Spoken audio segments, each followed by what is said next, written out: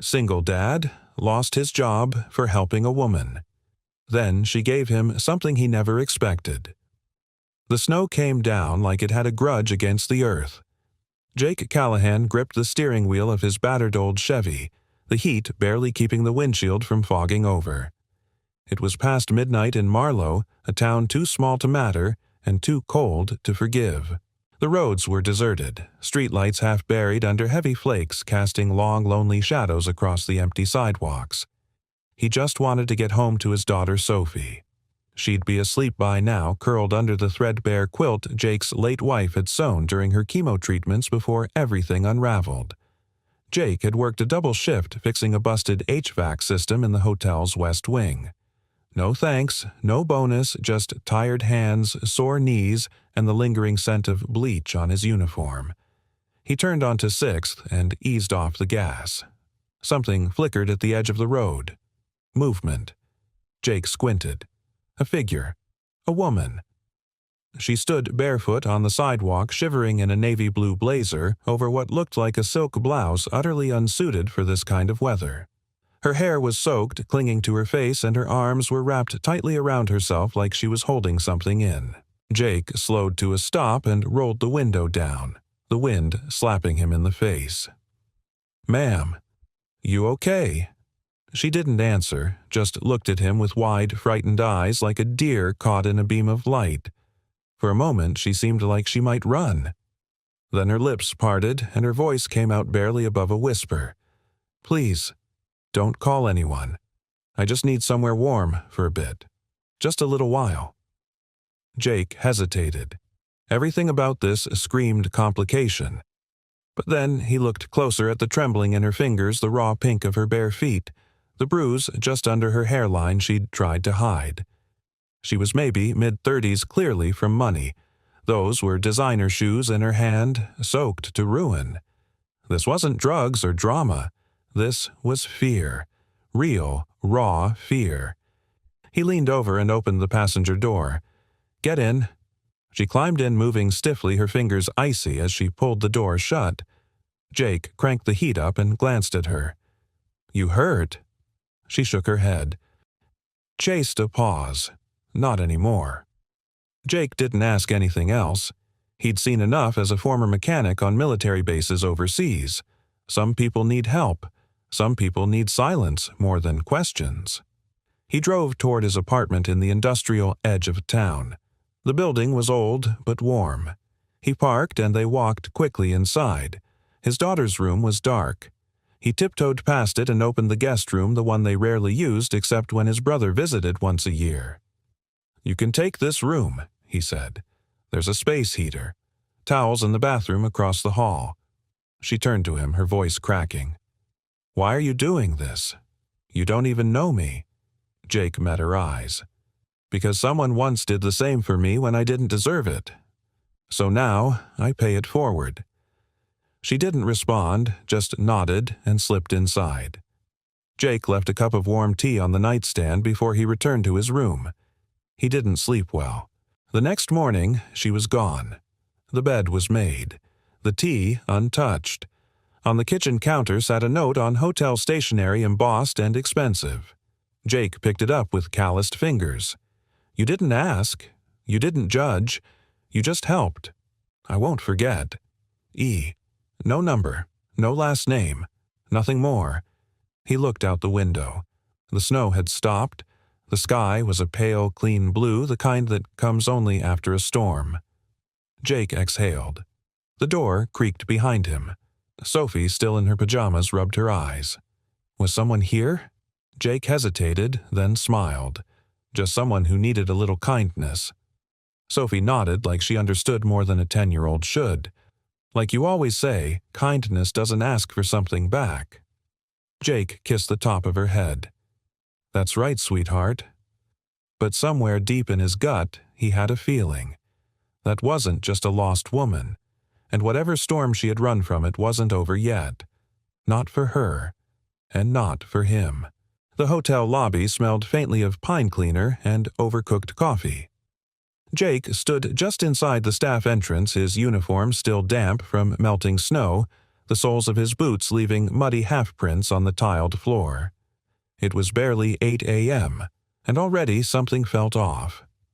Kendra, front desk manager clipboard queen enforcer of petty rules, was waiting by the break room.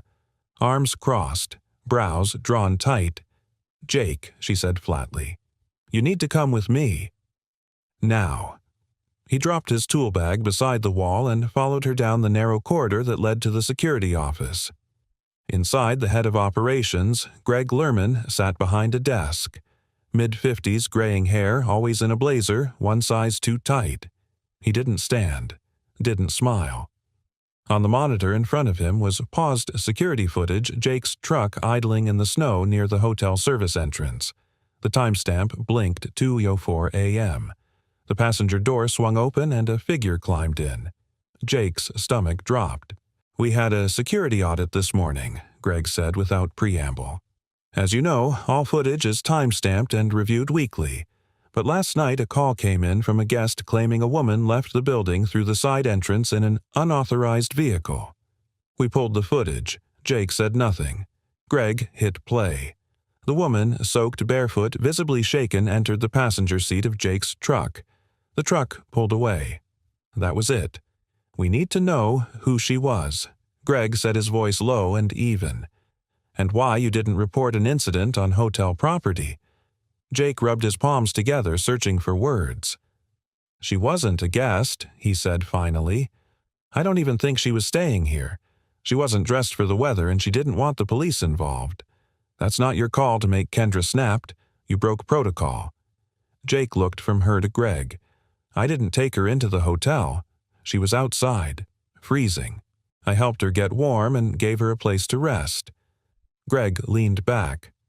"And you didn't think to notify security or management. She could have been a threat. This is post-pandemic hospitality, Jake. There are rules for a reason." Jake felt heat rise behind his collar. She wasn't a threat. She was scared. Greg stood straightening his jacket. "And now we're liable because you made a judgment call that wasn't yours to make. This isn't personal, but we have standards." The words landed like a slap. Greg stepped aside and gestured toward the door. "You're being placed on indefinite suspension while we review. Turn in your badge and keycard." Jake stared at him for a moment, then slowly reached into his pocket. He set the plastic badge and bent keycard on the desk with care. Not slamming, not defiant. Just done. Kendra avoided his eyes. Greg didn't bother to say goodbye. Outside the cold bit deeper than it had earlier. Not the kind that stung skin, but the kind that numbed something inside. He climbed into his truck and sat there for a long moment. The windshield wipers ticked once, twice. He looked over at the passenger seat. Gone. Just melted snow and a faint trace of perfume. That night, Jake reheated leftover chili and tried to smile as Sophie told him about a class project involving paper snowflakes and state capitals. "Miss Talbot says I might be in the spelling bee next month," she added, spoon in hand. "Can you come if I make it?" Jake nodded, throat tight. "Wouldn't miss it for the world." She paused, watching him. "You okay?" He forced a half grin. "Just tired." After she went to bed, Jake sat alone in the kitchen. The refrigerator hummed. Outside, wind howled faintly through the eaves. He stared at the envelope where he kept emergency cash, 173 euros. Rent was due in 10 days. 2 days passed. Then 3. Jake filled out job applications online, most of which ended with automated rejections or no reply at all. His phone stayed stubbornly silent except for a few missed calls from an unknown number he refused to answer. His pride wouldn't let him ask for help, not from his brother, not from the church he hadn't set foot in since Mandy's funeral, not from anyone. On day 4, while walking Sophie to the bus stop, a neighbor paused him. "Hey, Callahan said Marcus from 4B. Saw what happened at the hotel. Sorry, man." Jake stiffened. "How did your town small? People talk." He expected judgment, pity, but instead Marcus nodded and held out a folded sheet of paper. "A buddy of mine's looking for someone to help him clean out a foreclosed property on 12th. It's not much, but it's something. Jake took the paper, the stiffness in his chest easing slightly. Thanks. Marcus shrugged. You helped me when my radiator blew. People remember stuff like that. That afternoon, Jake drove to the property a boarded-up duplex that smelled of mold and mildew. He spent 6 hours hauling broken furniture, scrubbing grime off the walls, and fixing a clogged toilet. The cash payment, $80 in crumpled bills, felt heavier in his hand than it should have. It wasn't glory, it wasn't dignity, but it was something. Later that night, he sat on the fire escape outside his apartment with a mug of black coffee, knees, aching hands scraped. He looked up at the sky where the clouds had finally cleared, stars piercing through like quiet promises. He didn't regret what he did. Not for a second. But he was tired of being the man who did the right thing, and got punished for it. Still, when he closed his eyes, he saw her face, that flicker of panic turning into fragile trust, and he heard her voice. You just helped. Somewhere in the vast machinery of the universe, he hoped that mattered. And maybe it still would. The morning sun poured weak light through the kitchen blinds as Jake Callahan stood at the sink scrubbing last night's dishes like they'd personally offended him. The hot water helped ease the ache in his knuckles, still sore from hauling debris out of that foreclosed duplex. His reflection in the window looked older than 42, lined, tired, the kind of face that carried quiet weight instead of loud ambition. Behind him, Sophie was humming at the table, carefully gluing construction paper to a shoebox for a school project. Her hair was tied in a lopsided ponytail, a peanut butter smear across one cheek. You need a hand, Peanut, he asked. She looked up, grinning. I've got it. It's going to be a time capsule. Miss Talbot said we should put in things we'd want someone in the future to know about our life. Jake leaned back against the counter, folding his arms. That. So what are you putting in? She listed them off proudly. A picture of Mom, one of my spelling bee ribbons, my lucky marble, and a note to future people. What's it say? Sophie beamed. It says, even if the world is hard, it's better when someone is kind. Jake swallowed. Hard. That's a pretty good lesson, he said softly. She shrugged like it was obvious. You taught me that. By noon, Jake had finished patching a neighbor's bathroom sink for $20 and half a tuna sandwich. He stuffed the cash into an envelope in his glove box, counting the growing but still thin stack. Rent loomed. Utilities weren't far behind. But there was a deeper hunger clawing inside him, not for money, but purpose. Respect. The feeling of walking into a place and being trusted, not pitied. Since losing his wife 3 years ago, he'd rebuilt their life one bolt, 1 hour at a time. Getting fired, especially for doing something decent, felt like someone yanking the floor out from under everything. As he pulled into the parking lot of a hardware store to check for posted job ads, he saw a familiar figure pushing a cart of mulch toward a red pickup. Frank. The older man looked up, squinting. Jake Callahan. I'll be damned. Frank Delgado had been a maintenance supervisor at another hotel chain across town. They'd crossed paths often over the years, sharing tools, stories, and the quiet camaraderie of men who fixed what others broke. You working here now? Jake asked. Only on weekends, Frank chuckled, still at the Meridian full-time. Jake hesitated. Not anymore. Frank's smile faded. Heard something happened. You okay? Jake gave a tight nod. Trying. Frank paused, then pulled a folded flyer from his back pocket. You might want to look at this. My niece's company is hiring tech support at the downtown branch. Not fixing pipes, but it's honest work and they train you on site. Jake took the paper slowly. Thanks, Frank. Frank clapped his shoulder. You helped me when my water heater exploded and I didn't have a dime. This world works best when good people keep helping each other. That night, Jake tucked Sophie into bed and lingered by the door, watching her sleep. He wondered what kind of world she'd grow up in.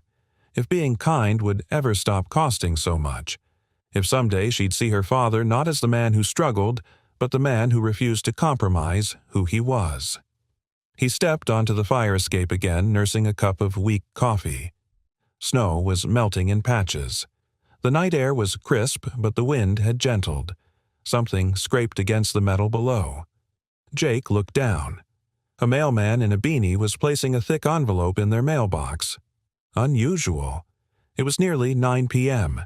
He jogged down the stairs, calling out a thanks as the mailman walked off. The envelope was heavy cream-colored with no return address.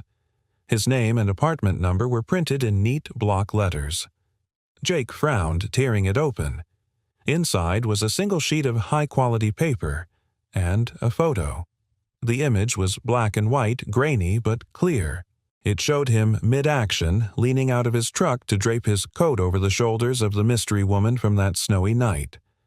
Captured by the hotel's exterior camera. Beneath the image, a note typed in bold, centered font: "Integrity doesn't go unnoticed." Renner Corp., Human Resources Division. You are invited to a private interview. Details enclosed. Jake blinked. Read it again. The sheet included a time: Friday 10 a.m. and an address: a high-rise building downtown. Dress code: business casual. No other explanation, no contact number. Just the invitation and that hauntingly poignant photo. He stared at it long after the wind had died, the stars blinking down like knowing eyes. Renner Corp. He knew the name. Everyone in Marlow did. One of the fastest-growing tech firms on the East Coast. Prestigious. Untouchable. Why him? How did they even get the footage? He glanced back at the photo. There was something almost sacred about it, like a snapshot of a man not trying to be noble, just decent. Jake looked up at the stars again, heart thudding. Some part of him had always believed doing the right thing mattered even if no one ever saw it. But maybe, just maybe, someone had. Jake stood outside the Renner Corp building, gripping the invitation envelope like it might vanish if he loosened his fingers. The high-rise gleamed in the morning sun, glass steel precision, the kind of place that belonged to people who wore tailored suits, not men with grease-stained hands and steel-toe boots. He tugged at his collar. The borrowed shirt was one size too tight, and the blazer loaned from his neighbor Marcus had a faint smell of mothballs. But it was the best he had. Sophie had polished his boots herself that morning, declaring solemnly, "First impressions are sacred, Dad." Jake had smiled, kissed the top of her head, and promised he'd give it his best shot even if he had no idea what he was walking into. Inside, the lobby hummed with quiet luxury. Marble floors, walls of glass, and not a single surface out of place. A woman at the front desk greeted him without looking up. Name: Jake Callahan. I have an interview. She glanced at the screen, then stood. You're expected. Elevators to your left. Floor 31. Conference room C. Jake stepped into the elevator, heart thudding. As it climbed, he stared at his reflection in the brushed metal walls. He didn't belong here. But someone had decided he did. The door to conference room C was ajar. He stepped inside. It wasn't what he expected. No panel of executives. No HR manager with a clipboard. Just one person.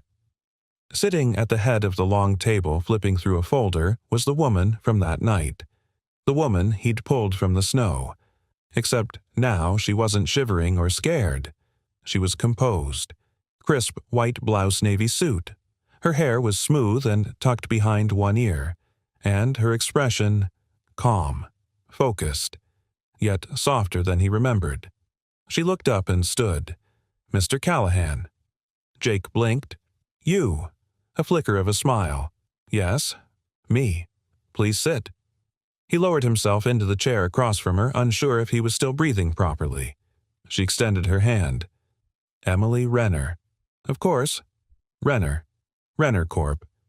Jake shook her hand, calloused palm against polished skin. So, you're the reason I'm here. I am. Silence stretched between them. She broke it first. I owe you an apology. Jake furrowed his brow. For what? For disappearing. For not explaining. For not warning you about what might happen after that night. He shook his head. You don't owe me anything. I didn't help you to get anything in return. "I know," she said quietly. "That's why it mattered." She folded her hands on the table. "I was running away from a very public engagement party where I was expected to smile, agree to a merger I didn't believe in, and marry someone I didn't trust. That night, I couldn't breathe, so I left. Stupid, reckless, but necessary. You didn't ask questions. You didn't try to fix me. You just offered warmth, safety. That night changed me." Jake didn't know what to say. Her voice was steady, but underneath he heard the echoes of exhaustion. "I wanted to thank you," she continued, "but not with a note. I wanted to do something that mattered. So he gestured around. This is a job interview, pause. Yes," she said, "but it's also a test of my own judgment. I have the authority to hire for a new facilities manager position. My team is expanding. It's not charity. I've seen your record. You're overqualified, frankly. I watched footage from the hotel. Not just that night, but how you treated guests, your coworkers, even the janitor who spilled bleach on your boots once. You don't just work hard, you respect people. That's rare." Jake stared at her. "You watched all that." She gave a small laugh. "I had a lot of time after stepping down temporarily. I needed something real to remind me what leadership looks like." He leaned back. "And you think that's me?" "I know it is." He hesitated. "I lost my job because I helped you." "I know, and I'm sorry." Jake shook his head. "I'd do it again. That's not the point. I've never been in a room like this before. Or offered something like this. It doesn't feel real." Emily stood and walked to the window. The skyline stretched out like a challenge. She turned back to him. "It's real. You won't be a token or a poster boy. You'll be on my team. I need people I can trust. People who still believe integrity matters even when no one's watching." Jake stood slowly, the moment thick between them. "You're offering me a job. I'm offering you a purpose." He exhaled, feeling the tension in his chest loosen just a little. "I have a daughter," he said. "Sophie. She's 10. She asked me this morning if kindness still mattered in the real world. I wasn't sure what to tell her." Emily smiled softly. "Now you can tell her it does." 30 minutes later, Jake stepped out of the building into the sunlight, the offer letter in his hand. It wasn't just a job, it was a lifeline. He looked up at the high-rise again, then down at the crisp paper, and finally at the street where taxis buzzed by and people hurried past, eyes glued to phones. No one knew what had just happened. No one had seen the moment that had shifted the weight of his world. But he knew. He pulled out his phone, dialed, and waited. "Hey, Peanut," he said when Sophie picked up. "Guess what?" Her voice lit up. "You got it." Jake laughed, eyes shining. "Yeah, sweetheart. I got it. We're going to be okay." He didn't hear the passing cars anymore, or the noise, just the sound of his daughter's giggle like a bell ringing through the fog. And for the first time in a long time, Jake Callahan stood tall not as a man who'd lost everything, but as a man who'd never lost who he was. Jake Callahan stepped into Renner Corp's headquarters for the second time that week, only this time he wasn't walking in with hesitation. He was walking in with hope. He wore the same blazer, pressed with extra care. Sophie had insisted on tucking a small folded note into his pocket that morning, a simple message written in purple marker, "Be kind, like always." They'll see it too. He'd smiled and promised to keep it close. The elevator ride to the 31st floor felt shorter this time. When the doors opened, a tall man in a navy polo with a company badge waited just outside. "You must be Jake Callahan," he said, offering a hand. "I'm Rachel's assistant, Ben. She asked me to show you around and get you settled," Rachel Jake asked. "Rachel, Lynn, Director of Facilities. You'll be reporting to her directly. Emily may have brought you in, but Rachel's the one running the day-to-day." Jake nodded, falling in step as they walked past rows of glass offices and minimalist decor. It was all sleek and bright, a far cry from the dim mechanical rooms he'd worked in most of his life. Ben glanced sideways. "Just a heads up, Rachel's sharp. She doesn't say much until she trusts you." Jake smiled. Sounds fair. They reached a spacious office filled with architectural blueprints, a corkboard of building schematics, and a sleek desk with not a single paper out of place. Behind it stood a woman in her mid-40s with short-cropped hair and a no-nonsense posture. Rachel Lynn. She turned and offered her hand. "Mr. Callahan, I've reviewed your file. Impressive hands-on experience. You were Army Corps of Engineers stationed overseas for a few years." "Yes," Jake replied, shaking her hand firmly. Rachel motioned to a chair. "This won't be a ceremonial role. You'll oversee all internal maintenance staff, handle emergency protocols, vendor contracts, and manage technical inspections. It's a lot of moving parts." "I can handle moving parts," Jake said evenly. "It's the politics I'm rusty on." Rachel cracked a faint smile. "Good. I'll handle the politics. You handle the machines." She handed him a folder. "Your first assignment, review the HVAC maintenance reports. We've had complaints of temperature imbalances on multiple floors. Find the source." Jake opened the folder. The files were neat, time-stamped digital logs printed for old-school convenience. "I'll get started now." Rachel raised an eyebrow. "You don't want to settle in first?" Jake shook his head. "I'd rather earn the chair before I sit in it." Ben, standing by the door, let out a quiet whistle. 2 hours later, Jake was crawling through a mechanical access tunnel above the 28th floor. His shirt sleeves were rolled up and sweat traced the edges of his collar. But the lines in his forehead had softened not from effort, but from familiarity. This part at least made sense. He found the problem, faulty sensors in one of the balancing dampers, the kind of issue that got buried in reports but drove people quietly crazy in their offices. A fixable thing in an unfixable world. When he climbed down the ladder, wiping his hands on a rag, Rachel was waiting. "You didn't have to do it yourself." Jake shrugged. "I like seeing things up close. Reports don't breathe heat." Rachel paused, then nodded. "You're not what I expected. I get that a lot." That afternoon, as Jake returned to his temporary desk, a modest station tucked beside the break room, he found a small, hand-delivered envelope waiting. The handwriting was familiar. "Jake, thank you for stepping into this new chapter. I know this world can be cold, but if we keep showing up for each other, maybe it won't stay that way." No signature, just the letter E. Jake folded the note carefully and slid it into the same pocket where Sophie's message still rested. 2 notes, 2 reasons to keep showing up. But not everyone was smiling.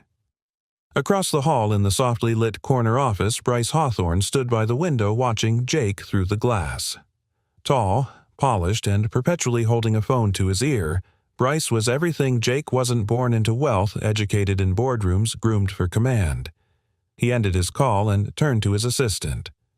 "Who approved, Callahan?" "Emily brought him in directly," the assistant replied. "But he's reporting to Rachel." Bryce's jaw tightened. "And what's his title?" "Facilities manager. Effective today." Bryce said nothing for a long moment. Then, almost to himself, "Interesting choice. Let's see how long he lasts." Jake, unaware of the scrutiny, was in the break room rinsing out a coffee mug when a man in a button-down shirt and khakis approached him. "You're the new guy," the man said. Jake nodded. "Jake Callahan. Leo Myers. Security. We're the ones who pulled the footage that got you canned." Jake let out a soft chuckle. "You always greet people with that kind of honesty." Leo shrugged. "I figure it's better than pretending we don't know. Word gets around." Jake raised an eyebrow. "And what does the word say?" Leo smiled. "That maybe this place needed someone like you?" Jake studied him for a second, then extended a hand. "Let's hope they still feel that way in a month." Leo grinned. "They will. Just don't let the suits rattle you."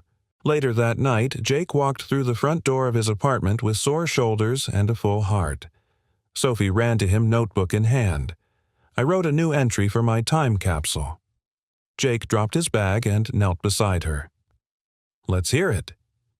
She cleared her throat dramatically. "Today, Dad started a new job. It's a big building with glass walls and secret elevators. But he's not just fixing pipes, he's fixing people's hearts too, even if they don't know it yet. Jake looked at her for a long, silent second. "You're going to make one heck of a writer someday, Peanut."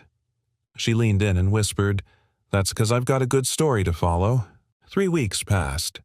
Jake Callahan's hands were no longer uncertain on the doorknobs of Renner Corp. He walked the marble halls like he belonged not with arrogance, but with earned quiet. His name was now on the staff directory. His ID badge no longer read guest. The security team nodded when he passed, and Rachel Lynn, notoriously hard to impress, had offered him her first unprompted compliment just 2 days ago. You find problems before they start. That's leadership. Jake had gone home that night with an easy grin, flipping pancakes for Sophie while she danced in the kitchen to a classic Motown playlist. It felt like life was mending brick by brick. But even as the rhythm smoothed, tension simmered beneath the surface, mostly in the form of Bryce Hawthorne. Jake had seen him twice, once at a shareholder mixer he wasn't meant to attend, and once in the elevator where Bryce had offered a cool, dismissive nod. The kind of look you give a man you're waiting to outlast. Jake wasn't intimidated, but he wasn't naive either. Late Friday afternoon, Jake was in the boiler room with Leo Myers checking the sensor system for floor-wide pressure variance. Leo leaned on the railing, sipping a protein shake. "So, rumor is you're making friends upstairs." Jake chuckled. "I didn't know I was playing politics." "You're not. That's why people like you, but it's also why guys like Hawthorne don't." Jake paused mid-adjustment. He say something. Let's just say there's chatter about questionable hires and overreaching executives. Some folks don't like that Emily brought in someone from outside the pedigree. Jake tightened the valve. Then maybe it's time someone reminded them that decency still matters. Leo grinned. "I like you, Callahan. You don't flinch." Jake gave him a look. "I flinch. Just not where they can see it." That evening, Jake received an email from Emily's office, brief as always. "Jake, would you be willing to stop by my floor at 6:15? Don't worry, it's not a reprimand." Jake stared at the screen for a beat before replying simply, At 6:15 sharp, he stepped into Emily Renner's corner office. It was the first time he'd seen her since the day of the interview. She stood by the wide windows silhouetted by the gold-pink hues of a setting sun. Her blazer was off sleeves, rolled-up hair slightly undone like she'd been thinking too hard to worry about appearances. "Come in," she said, gesturing to a pair of chairs by the fireplace. He sat. She handed him a glass of water, then sat opposite, crossing one leg over the other. "Thank you for coming." Jake nodded. "Everything all right?" She smiled, small but sincere. "I've been watching." Quietly. "You've made quite an impression, Mr. Callahan. Rachel speaks highly of you. HR says complaints have dropped significantly. Even the janitorial staff says you fixed the vending machine with a spoon and a rubber band." Jake chuckled. Necessity is the mother of invention. Emily leaned forward slightly. "I want to offer you something." Jake blinked. "I thought I already had the job." "This is more than a job." She opened a folder on the table and slid it across. Inside was a formal letterhead proposal. Assistant Director of Facilities. A full-time salary, comprehensive benefits, housing stipend, company vehicle. Jake stared at the paper. This is real." She nodded. "It's yours if you want it." He looked up at her, emotions stirring like a tide held back too long. "Why?" he asked softly. Emily's voice was even. "Because you don't ask for it. And because people like you are why this company should exist. We've spent too long building everything on image and projections. You bring reality, reliability, humanity." Jake looked back down at the offer. "I don't know what to say." "Say yes," she said simply. Outside the building, 20 minutes later, Jake sat in his truck staring at the city skyline. The lights twinkled like silent witnesses. He pulled out Sophie's folded note from his jacket pocket, now creased and faded from wear. "Be kind, like always. They'll see it too. They had. He smiled, then dialed home. "Hey, Peanut," he said when Sophie answered. "I think we're going to be all right." "Did something happen?" Jake let out a quiet laugh, voice thick. "Yeah. Someone believed in your old man, but somewhere else someone was not celebrating." Inside a closed-door boardroom, Bryce Hawthorne slammed the lid of his laptop. "She just handed it to him," he muttered. "No oversight, no board vote. Just handed it to him like he belonged here." His assistant didn't speak. Bryce walked to the wall and poured himself a drink. "I built this company with her father. I sat at that table for 15 years. And now she gives a janitor a seat 3 floors down from mine." He downed the scotch in one gulp. "I want everything we have on Jake Callahan. Employment history, disciplinary records, family finances, whatever you can find." "But sir, do it," Bryce said. "Because if she thinks kindness is a qualification, I'll show her what kindness gets you in the real world." Emily Renner had always known Bryce Hawthorne was dangerous, but not in the way most people thought. It wasn't his power, or his money, or even the sharpness with which he moved through a boardroom carving through opposition like a scalpel. No, what made Bryce dangerous was that he knew how to smile while setting things on fire, how to say, "Trust me," while cutting the ground from under your feet. He had once been her father's protégé.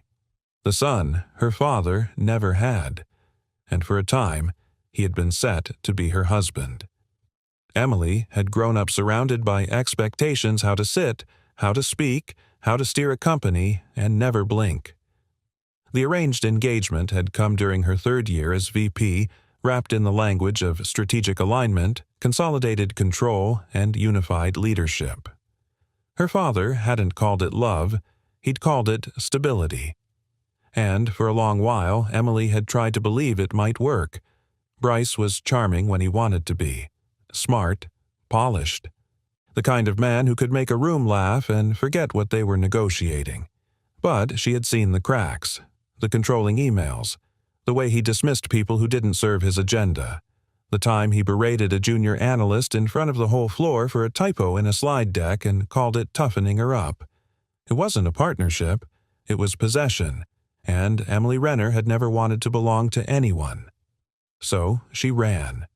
That night in the snow, barefoot and breathless, she hadn't just been escaping the ballroom, she'd been escaping a future written in ink, not her own.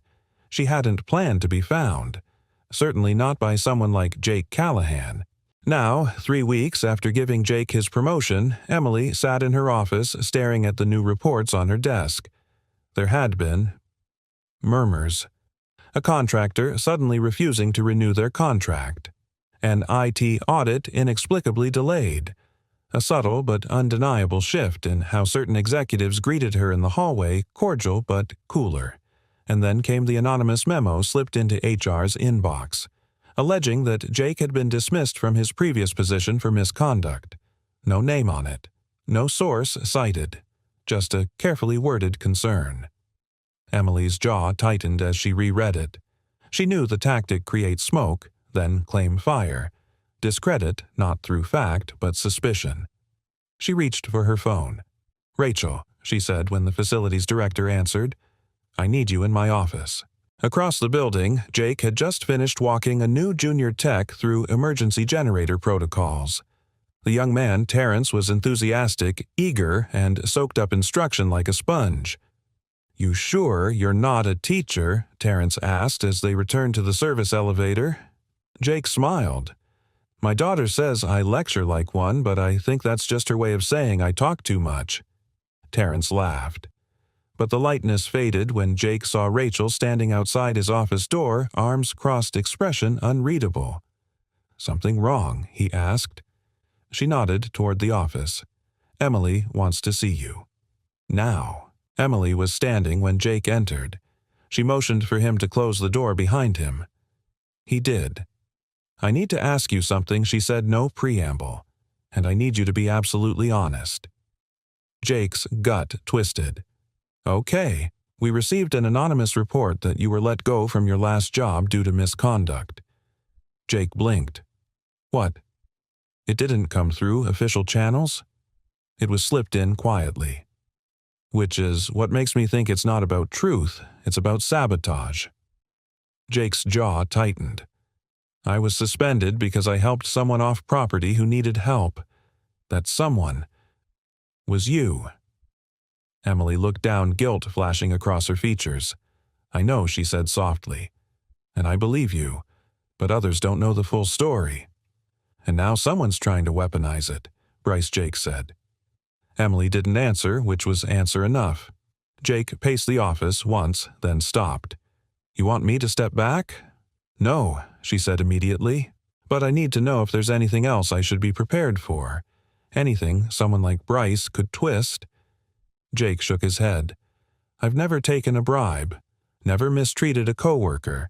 I have late rent payments and a decade-old truck. That's it. Emily nodded.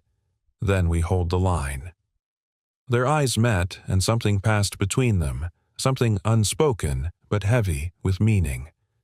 Trust. Fragility. A shared understanding that they were no longer just fighting for jobs or reputations, but for something deeper. Later that night, Jake sat on the rooftop of his apartment building, the city lights twinkling far below.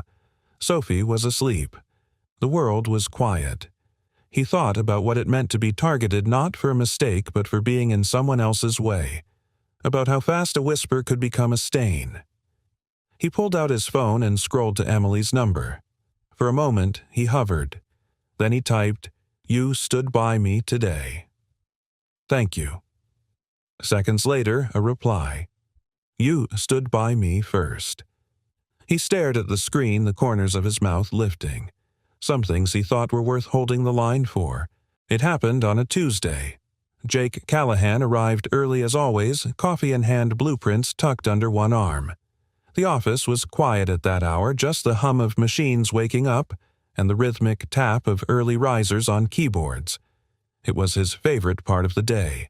Before the noise, before the layers of formality were strapped on like armor. He stopped by the server room on the 16th floor to check a complaint about rising temperatures. Nothing dramatic, just a maintenance request that had pinged his inbox the night before. The technician's report said the sensors were fine, but Jake, as usual, wanted to see it for himself.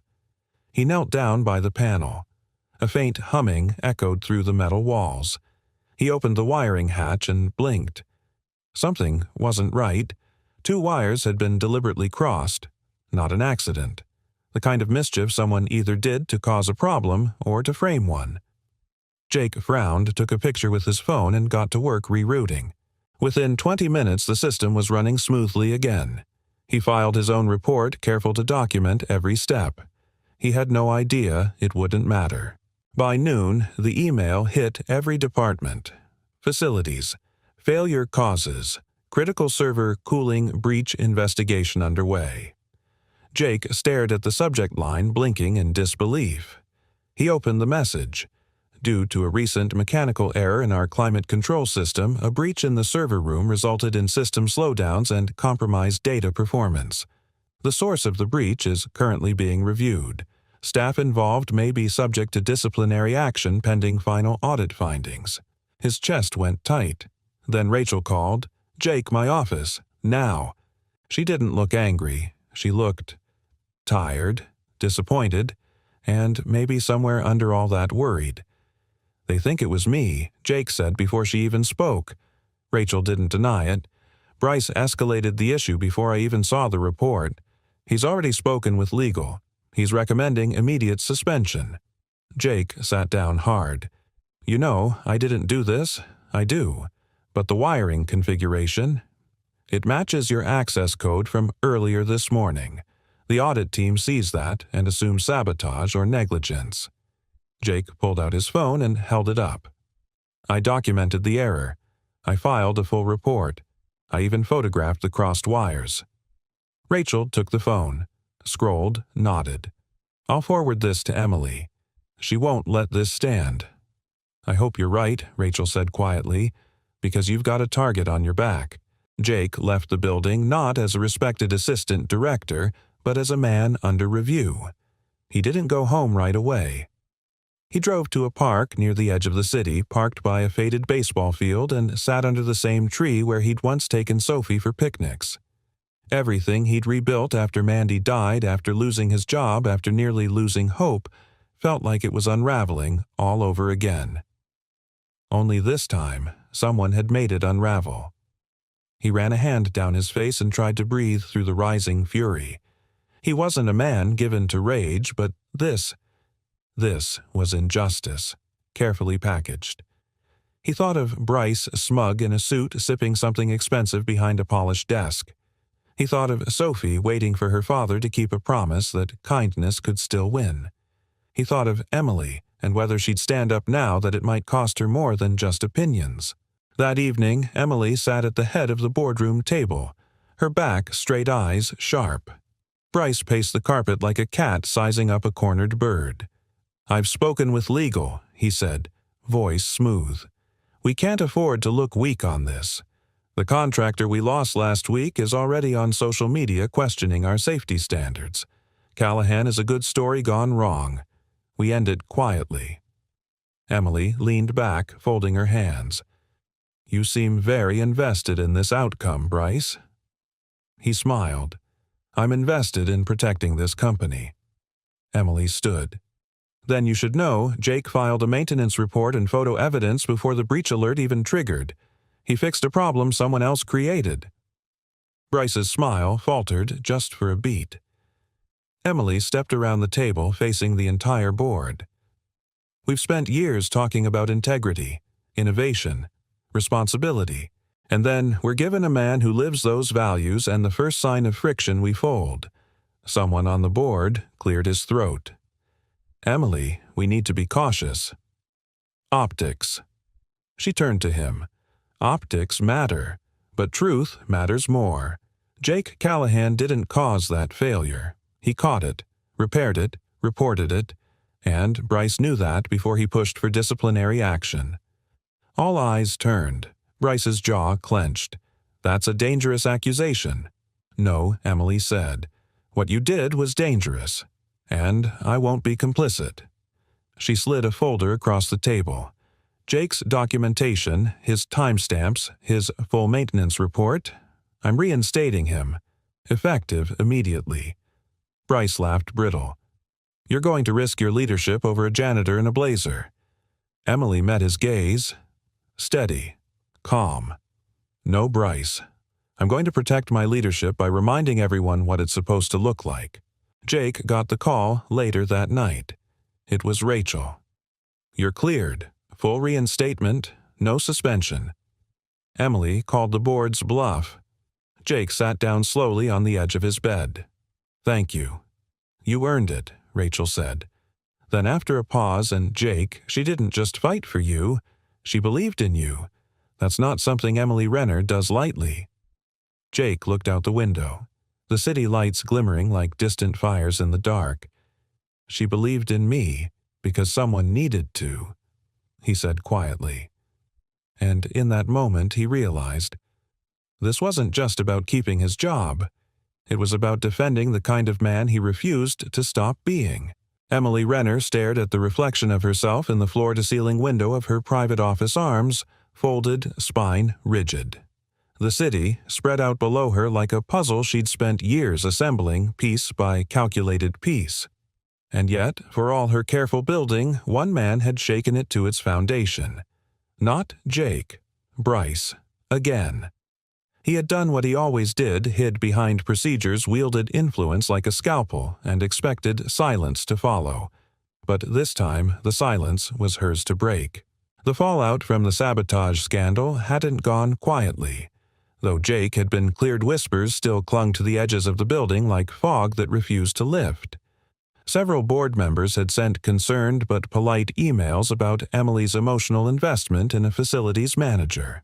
One even suggested she take a temporary leave until the matter settled. It was coded language. What they meant was step aside, let the men clean this up. Her father would have told her to do it. Her grandfather would have ordered it. But Emily... She straightened her shoulders, opened her laptop, and began writing a speech. The following Monday, Renner Corp's quarterly town hall filled the company auditorium to the brim. Employees from every department filed in HR, IT, marketing, janitors, developers, security. Jake slipped in quietly and took a seat in the third row beside Leo. He didn't want attention. He only wanted to know what was coming. Rachel sat 2 seats over arms crossed, eyes narrowed at the stage. At exactly 10:00 a.m., the lights dimmed and Emily walked on stage. She wore no microphone, no prepared slides, just a navy dress, a steady gaze, and a voice that didn't need volume to command silence. She stood alone behind the podium. "I wasn't going to speak today," she began, "but something's changed, and it deserves light." The room quieted further. Even the clink of coffee mugs faded. 3 weeks ago, a man in this building, one of our own, was accused of a critical error. An internal investigation cleared him, but not before damage was done. Not to our servers. To something more valuable. She paused. To trust. Jake lowered his gaze, heart pounding. This man, Jake Callahan, was brought here by me. Not because of his resume, but because of his character. Because in the middle of a storm when I had nothing to offer him, not a name, not a reason, he helped me. Without condition, without pride, without expectation. There were murmurs. A few turned to look at Jake. Emily continued. "When I gave him a position at this company, I expected competence. He gave us excellence. I expected quiet work. He gave us morale. And when someone tried to discredit him with a manufactured crisis, I realized something critical. Renner Corp is at a crossroads." She stepped around the podium, no longer hiding behind it. "We can continue measuring success by the polish of our resumes and the weight of our portfolios. Or we can start measuring it by how we treat people when no one's watching." The auditorium was silent. The air itself seemed to hold its breath. "I'm not just here to defend Jake Callahan. I'm here to say this kindness is not a liability. Integrity is not a weakness. And I will no longer stand by while fear and politics try to bury the truth." Her voice cracked just slightly, then steadied. "My father built this company. I've tried to run it his way. But his way included alliances that suffocate rather than strengthen, including one with a man named Bryce Hawthorne." A shift swept through the room like wind catching dry leaves. I was supposed to marry that man. For strategy, for stability, for show, but I walked away because no company, no legacy, no empire is worth trading your voice for silence. Her eyes swept across the crowd.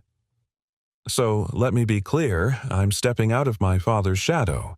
Effective immediately, Bryce Hawthorne's consulting contract is terminated. And any future leadership at Renner Corp will be built not just on innovation, but on decency." The applause didn't start slow, it erupted like a dam breaking. Jake sat motionless for a moment, overwhelmed. Then Rachel leaned over and whispered, "You better get used to being the reason people still believe in good men." Upstairs, Bryce watched the live stream from his office, jaw-tight glass in hand. He didn't finish his drink. That night, Emily found Jake alone in the top-level conference room rolling up HVAC inspection blueprints. She didn't knock, just leaned against the doorframe. You didn't have to say all that he said without looking up. "I know. You could have handled it privately. Kept your seat on the board easier." "I know." He turned. "Then why?" She crossed the room, her voice softer now. "Because if I ask people to stand up for what's right, I have to be willing to do it first. Especially when it costs something." Jake looked at her for a long time. Then, "You okay?" Emily hesitated, then smiled faintly. For the first time in a long while. "I think I'm exactly where I'm supposed to be." Back at home, Sophie opened her time capsule and added one more note scribbled in purple marker. "Today, I learned grown-ups get scared too, but the brave ones speak anyway." Jake Callahan was repairing a squeaky cabinet hinge when the knock came at his door. It was after 8 p.m., late enough that his first instinct was to assume someone needed help, or worse, that something had gone wrong again. He wiped his hands on a dish towel and opened the door and froze.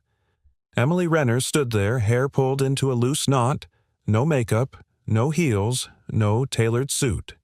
Just jeans, a soft cream sweater, and a tentative smile. "Hi," she said, holding up a small brown bag like a peace offering. "I brought dinner." Jake blinked. "You're here, at my door." She gave a quiet laugh. "I wasn't sure you'd open. I wasn't sure you knew where I lived." "I asked HR." Nicely. He stepped aside. "Come in."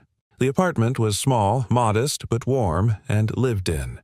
A worn couch with a patch on one arm, Sophie's school artwork tacked proudly to the kitchen wall, a bookshelf cluttered with mystery novels and army memorabilia.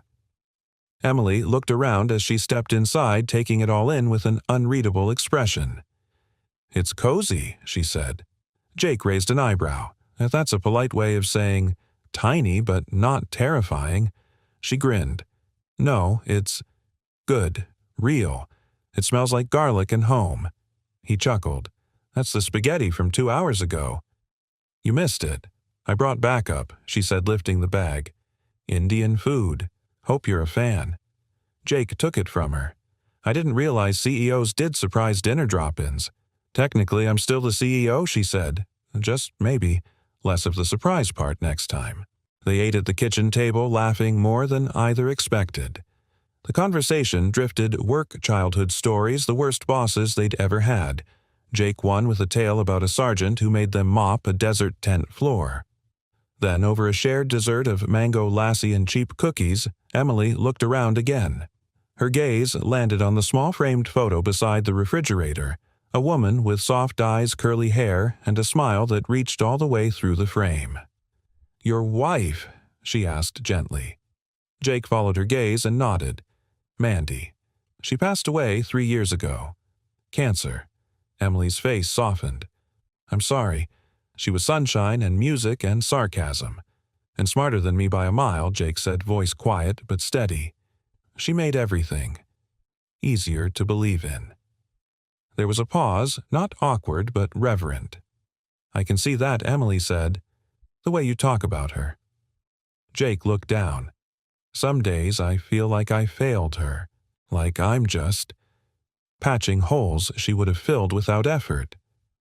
Emily reached across the table, her hand brushing his briefly. "You didn't fail her, Jake. You honored her, in the way you raised Sophie, in the way you treated me when you had every reason not to." The silence between them grew tender, stretched across the table like a thread. Jake finally said, "I wasn't trying to impress anyone that night. I just saw someone who looked like they needed to be safe. So I gave you what I had." I know she whispered. That's what changed everything. Later, Emily stood by the window looking out over the streetlights of his quiet neighborhood. "It's strange," she said, arms folded. "I spend most of my days in glass towers and conference rooms, but I've never felt more grounded than I do here." Jake leaned in the doorway. "That's because towers are built to keep people out. Places like this," he gestured around, "they're made to let people in." She turned to face him. "I used to think being strong meant being untouchable.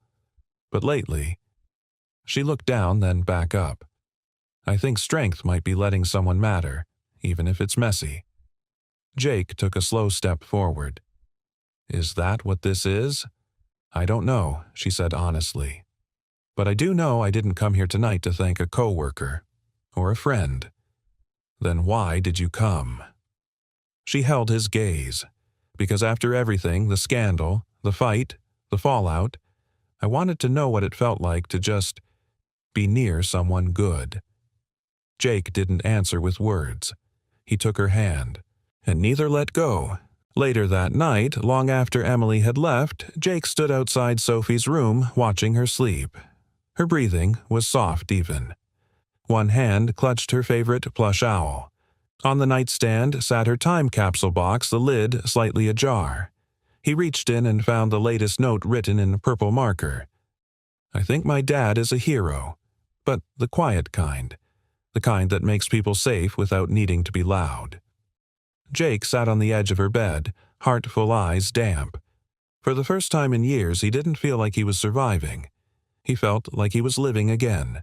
A month had passed since the night Emily showed up at Jake's door with takeout and truths too fragile to say over email. In that time, the world didn't explode and the sky didn't fall. But something shifted in ways only those living it could feel. Like spring showing up not with fanfare but in the quiet certainty that the frost had finally loosened its grip. Renner Corp had changed, too. The company newsletter now included a column titled Good News at ground level Jake's idea celebrating unseen acts of everyday decency. The maintenance team got new uniforms with their names stitched properly across the chest. For the first time in years, the facility's crew felt like a part of the future, not a relic of the past.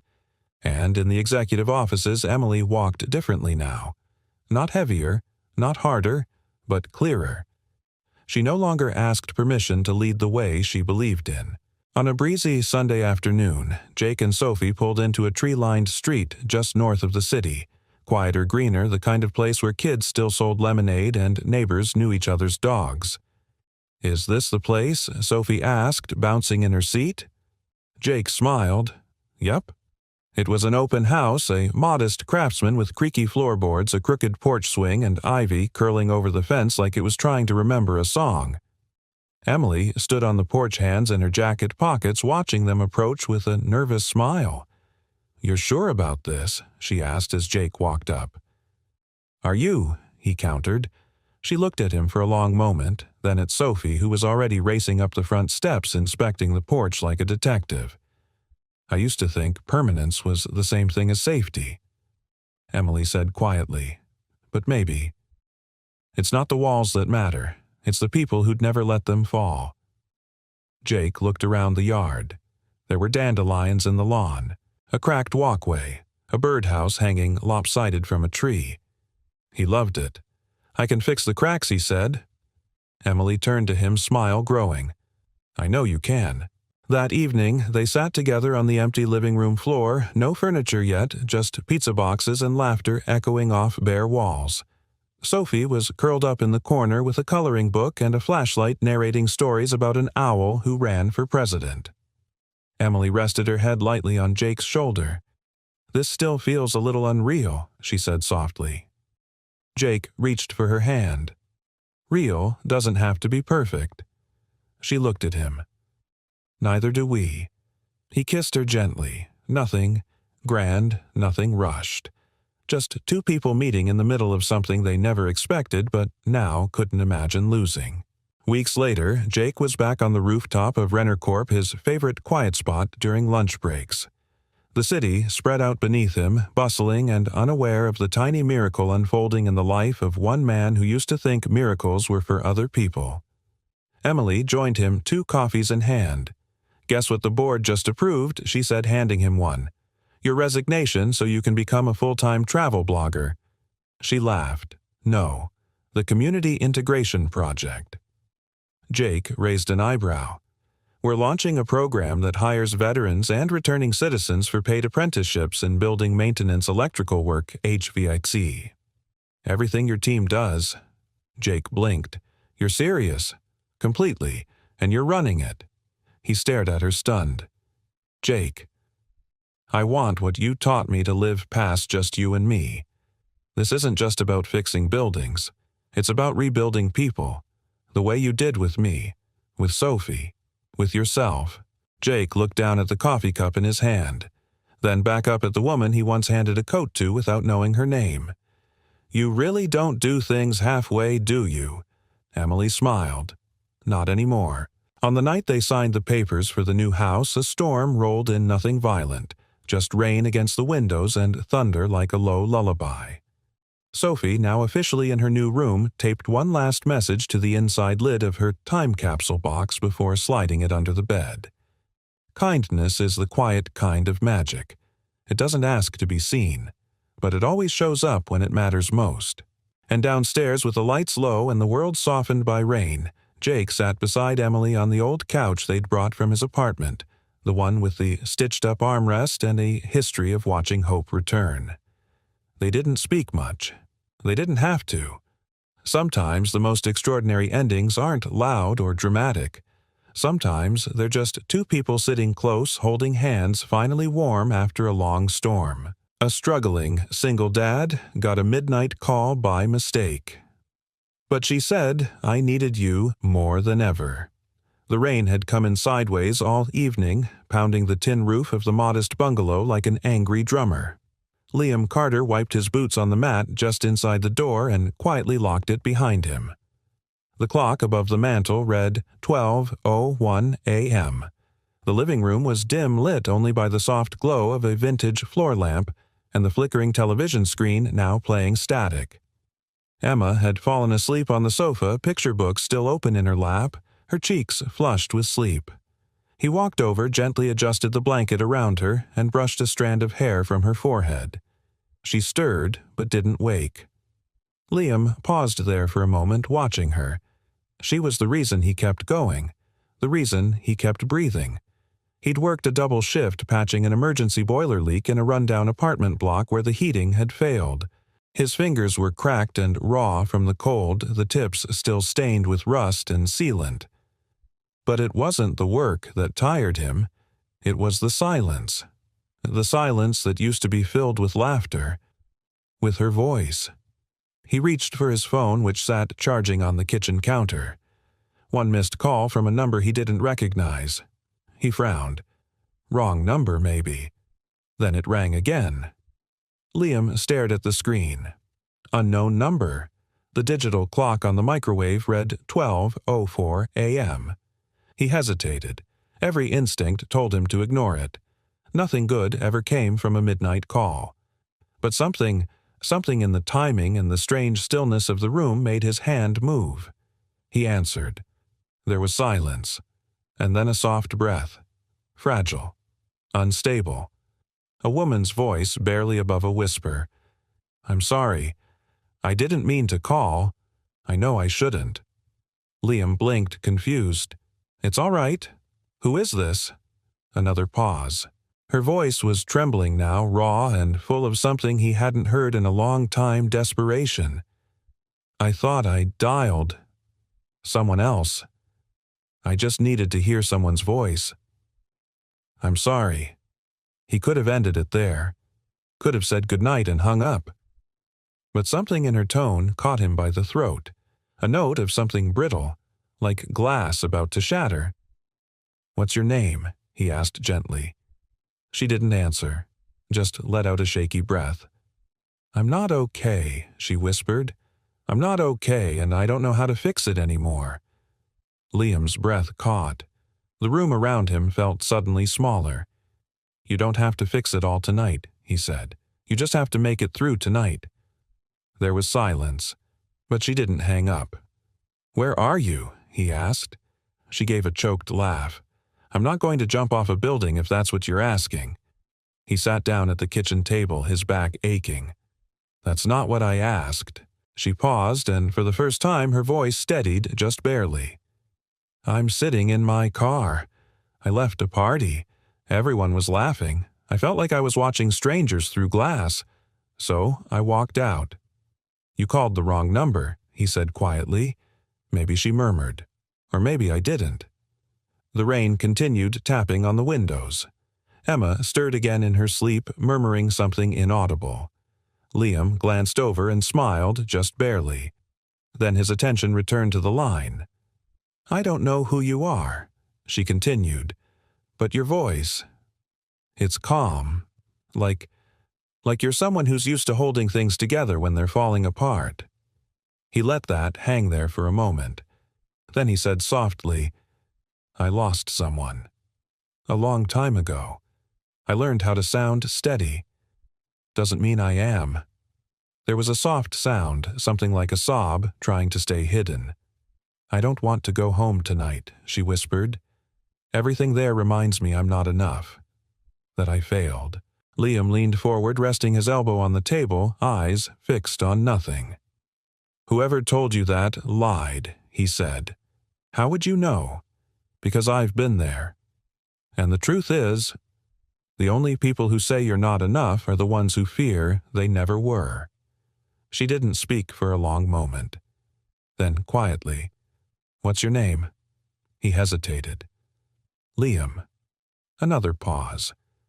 "I'm Sophie." They didn't say anything else for a while, just listened to the sound of each other's breathing. It was the kind of silence that didn't feel empty. It felt held. Eventually, she said, "Thank you, Liam, for answering." And then, without warning, the call disconnected. Liam stared at the phone.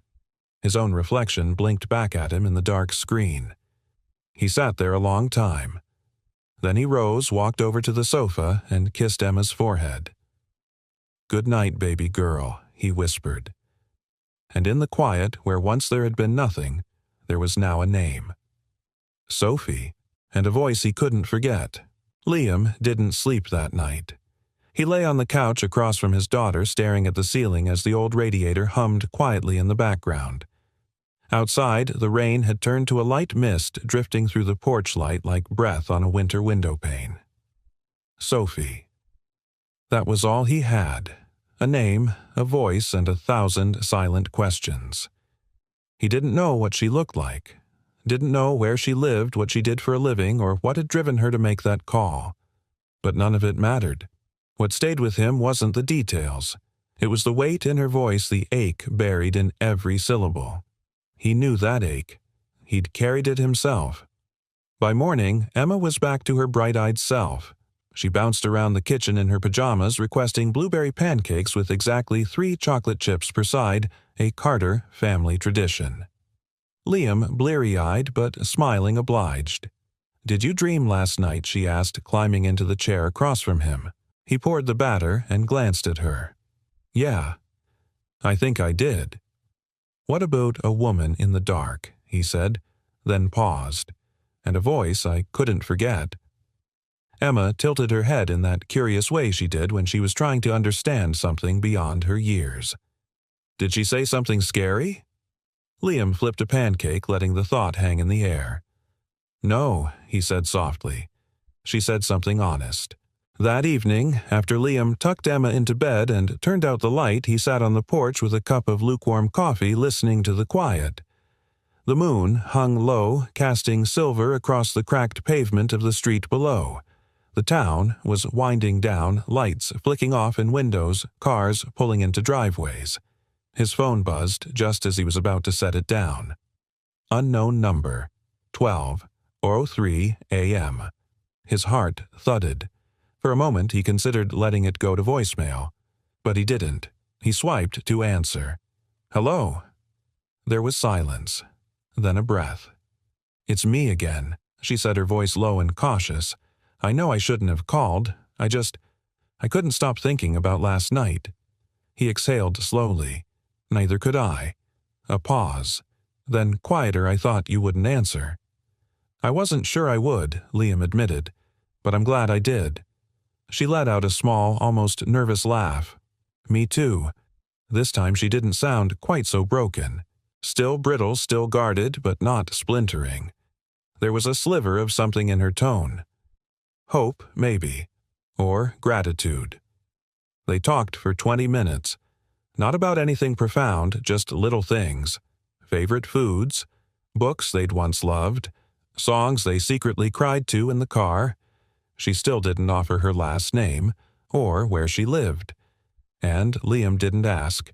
Her identity wasn't the point. It was the connection that mattered. Over the next week, the calls became routine. Always at 12:04. Always just her voice, and his. He came to expect it, like the way dawn eventually follows night. No texting, no social media, no pictures. Just real-time, honest conversations that existed nowhere but in the space between them. Some nights were quiet, their words as sparse as stars. Other nights she cried. And he listened. He never tried to fix her. That was the key. He never offered solutions or platitudes. He didn't ask her to cheer up or stay strong. He just gave her space. And in that space, she breathed. "I'm not used to this," she said one night. "Being heard." Liam was quiet. "You're not invisible. I feel it." "Well, you're not. Not to me." Silence. Then she asked softly, "Do you ever miss her?" It was the first time she brought up his pain. He didn't hesitate. "Every day." Sophie exhaled. "How do you keep going?" Liam looked at the stars overhead. "I don't. Some days I stop. But then Emma needs breakfast, or her shoelace breaks, or she wants to know why the moon follows our car." She laughed. "Kids. Built-in purpose. Something like that." She was quiet for a long moment, then said almost like a prayer, "I wish someone like you had answered my call a year ago." That same night, as Liam hung up and set the phone down, Gail, the elderly neighbor from next door, stepped out onto her porch wrapped in a thick robe and slippers. "You're out late," she called. Liam smiled faintly. "Couldn't sleep." She squinted. "You've been smiling more lately. Less haunted." He blinked, surprised. "Have I?" Gail stepped down one step. Arms folded. "Don't let it scare you. Healing can feel like betrayal when grief is all you've known." Liam's throat tightened. "It's not like that." "I didn't say it was," she said gently. "I'm just saying. It's okay. Even the quietest hearts deserve to be heard." He looked down at the phone, still glowing faintly in his palm. He didn't know where this was going. He didn't know who she was or what this would become, but something inside him had changed. He didn't feel numb anymore. He felt present. And for the first time in a very long time, that was enough. Sophie Bennett did not believe in fate. She believed in data. In performance metrics, quarterly reports, market shifts. That's how she had built an empire, by outworking, outlasting, and outsmarting. Feelings had always been an obstacle to strategy. Vulnerability was for people who had time to fall apart. And yet ever since the first night she accidentally called him Liam, her world had begun to tilt in quiet, undeniable ways. She'd begun taking the long way home just to clear her head. She started drinking her tea without distraction, no longer drowning her thoughts in back-to-back conference calls. And worst of all, most dangerously of all, she found herself waiting for midnight. Waiting for his voice. That warm, grounded voice that never asked for anything. That never interrupted. That made her feel for the first time in years like she wasn't some malfunctioning machine. She felt like a person. Friday came heavy with clouds and an edge of frost in the air. Sophie arrived early at Bennett Media's downtown headquarters, a 20-story glass tower in the heart of the city. Her heels echoed against the marble lobby floor as she entered, nodding briefly at the security guard who greeted her like always. But nothing felt like always anymore. She walked with practiced confidence into the elevator, pressed the button for the executive floor, and stared at her reflection in the polished doors. Hair perfect. Lipstick unflawed, not a line out of place, and yet she looked unfamiliar, like someone pretending to be herself. The elevator stopped one floor early. The doors slid open and he was there. At first, Sophie didn't register him. Just another maintenance tech in a navy blue uniform toolbox and hand eyes scanning the wiring in the hallway junction box. Then their eyes met. Liam straightened slightly, his posture instinctively respectful. She was, after all, the CEO. But something flickered across his face. Something subtle. Recognition. Or maybe curiosity. Sophie's breath hitched. Her mind reeled. Could it be? He looked exactly like she had imagined. Not in appearance, but in presence. Solid. Calm. Not particularly polished, but real. Like a man who knew the weight of things and carried them anyway. She forced herself to step inside the elevator without hesitation, her heart suddenly racing. The doors closed. She stared at the panel, at the button for floor 20. But she didn't move. That was him. She knew it, but that couldn't be. Could it? That night, 12:04, came and went. No call. Liam sat on the edge of his bedphone, and hand thumb hovering over the screen. But he didn't call her. He'd seen her today. He was sure of it. The woman in the navy pantsuit. The CEO. Sophie. She hadn't said anything, but he'd seen the flicker in her eyes. She'd recognized him too. Maybe not fully, but enough to cause tension in the air between them. Now he wasn't sure what to do. For weeks he'd known her only as a voice, a feeling, a shared silence in the dark. But now she was real, tangible. A woman with influence and power, and let's be honest, an entire life far removed from his. What was he supposed to say to her now? "Hey, it's me, the guy from your midnight emotional unravelings. I was just fixing your building's lighting." He rubbed a hand over his face and sighed. Maybe this was the part where things broke. Maybe it was always meant to be anonymous, a brief rescue mission for two drifting souls, nothing more. Sophie sat in her luxury apartment light's dim glass of wine untouched beside her. Her phone rested on the coffee table like a loaded gun. She hated this feeling. Powerless, exposed, like someone had peeled back her armor and she couldn't put it back on. Why hadn't he called? Was he scared? Embarrassed worse, was he disappointed? She stood abruptly, pacing the room, arms crossed tightly over her chest. Then, without giving herself time to second-guess, she reached for her phone. 12:22 a.m. She called. It rang once, then again. "Hello?" His voice was quiet, cautious. "It's me," she said. "I didn't think you were going to call tonight. I wasn't sure you'd want me to." Silence stretched. "You saw me," she said, more statement than question. "I think so," he replied. "Did you?" "I did." Another pause.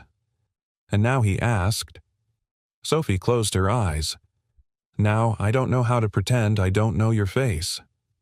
Liam exhaled. "It changes things." "Yes," she said. Then added, voice trembling slightly, "But I don't know if that's bad." Liam leaned back against the headboard, feeling something shift in his chest. Something open. "I liked not knowing," he admitted. It made everything feel simpler. "I didn't," she said, "because now that I've seen you, I can't stop wondering if you'd still listen the same way knowing who I am." "I would," he said immediately. "I'd listen harder." That silenced her. Then, softly, "I didn't expect someone like you to be standing in my hallway. You seemed too kind for this world." He chuckled.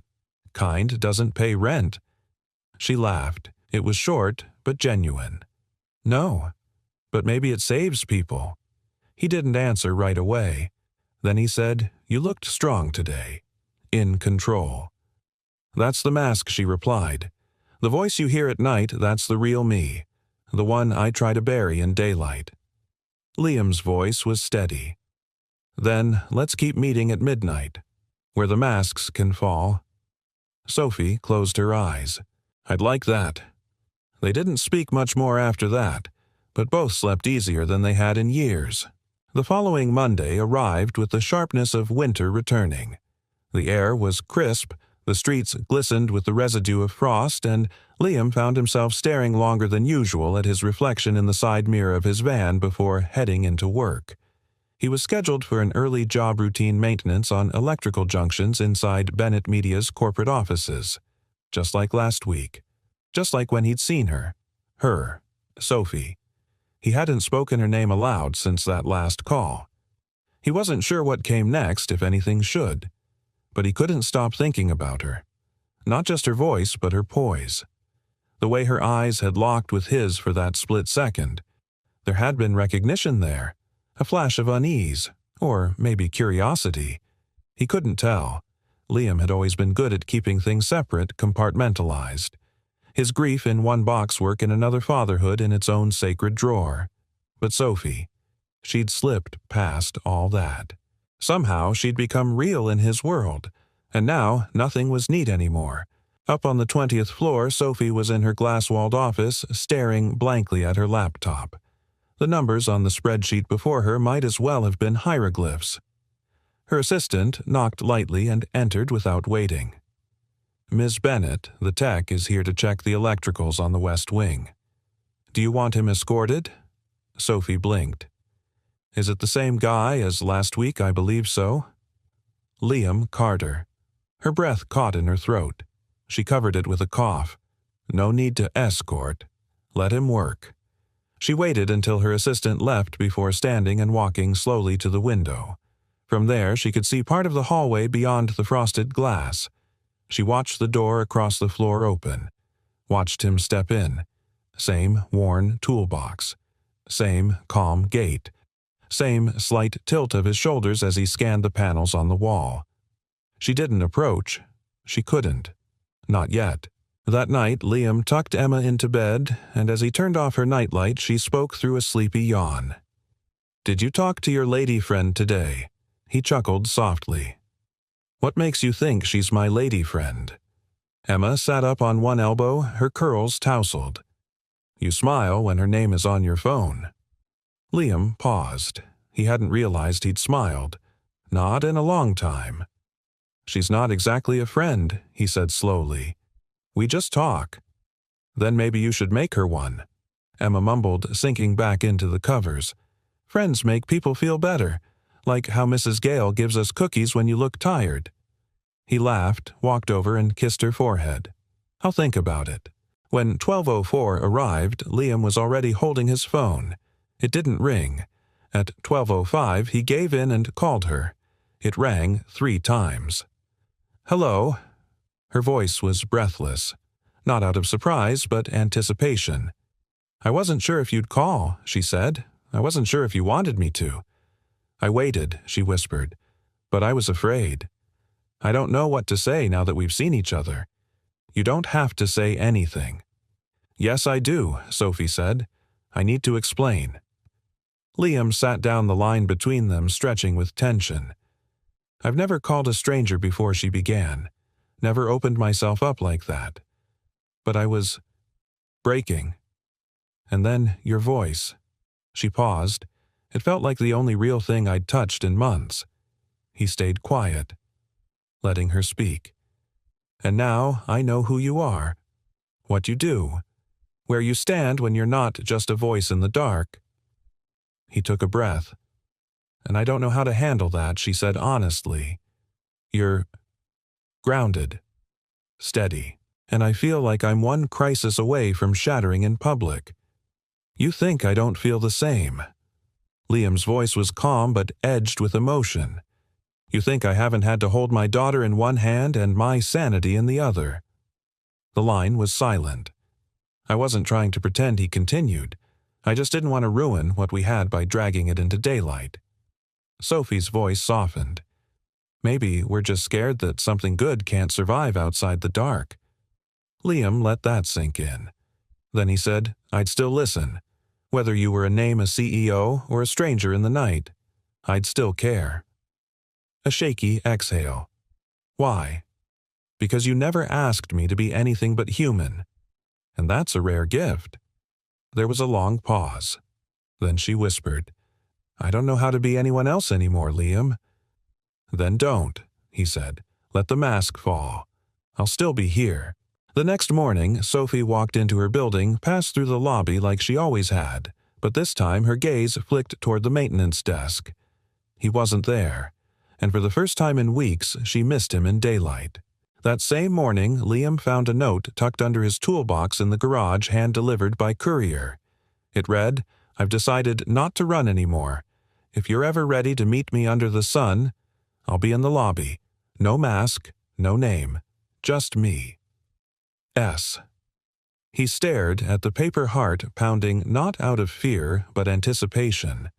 For the first time in years, someone wasn't walking away from the broken parts of him. They were walking toward them. The lobby of Bennett Media was a cathedral of glass and steel shiny surfaces, high ceilings, and cold air conditioning that hummed like distant wind. Sophie stood near the large, curved window facing the street, dressed not in her usual blazer, but in a soft cream sweater and jeans. Casual, unassuming, like someone trying for once to just be enough. The receptionists gave her curious glances. She never loitered. She never arrived without a meeting. She ignored them. She was waiting. The seconds ticked past noon, and for a moment doubt crept in like a cold draft. Maybe he wouldn't come. Maybe she'd ruined something that had only worked because it wasn't real. Then the front doors slid open. Liam stepped inside toolbox in hand, wearing his standard navy workshirt sleeves rolled halfway up his forearms. His boots tracked melted snow behind him, and his hair was still damp from the wind outside.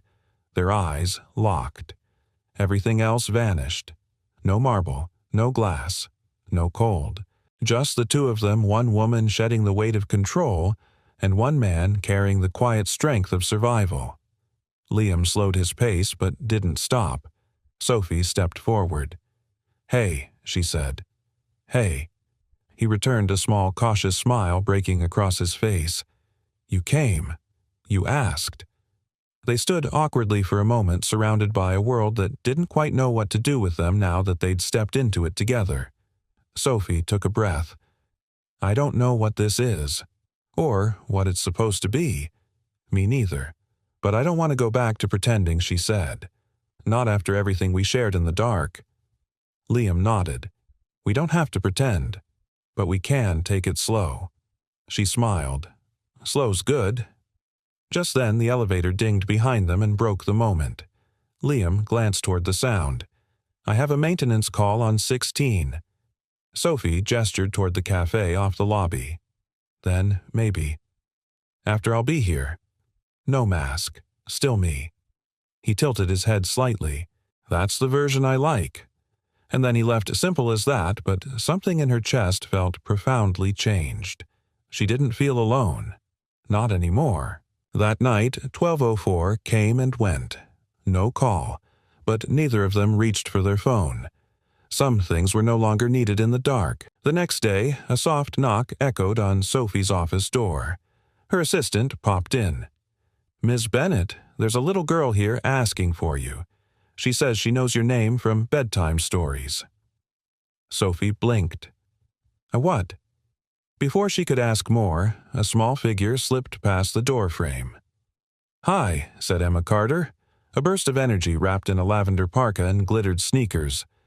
She clutched a paper envelope crinkled at the corners and beamed up at Sophie like they'd been pen pals for years. Sophie stepped out from behind her desk. "Emma." "My dad didn't know I was doing this," Emma said conspiratorially. "I asked Mrs. Gale to walk me here after school. She knows you're nice." Well, thank you. That's very brave of you." Emma held out the envelope. "I wrote something. For you." Sophie took it gently and opened it. Inside was a drawing in crayon stick figures, one taller with brown scribbles for hair, another with wavy lines and high heels, and a little girl in the middle holding both their hands. Above it was a big blue sky, and in uneven letters, "I think we all need stars, even grown-ups." Sophie's breath caught. Emma looked up at her, eyes wide and sincere. "You helped my dad smile again. I thought maybe he helped you too." Sophie knelt slowly. "He did, Emma. He really did." "Then maybe you shouldn't just talk at night," Emma said matter-of-factly. "Maybe you should go look at stars for real. With him." Sophie laughed softly, blinking away the sting behind her eyes. "You're wise for someone who still eats cereal with marshmallows." Emma grinned. "Daddy says I get it from Mom, but I think I just watch people." Sophie reached out, brushing a curl behind the girl's ear. "You're going to be something special, Emma. You already are." Emma shrugged. "You are too.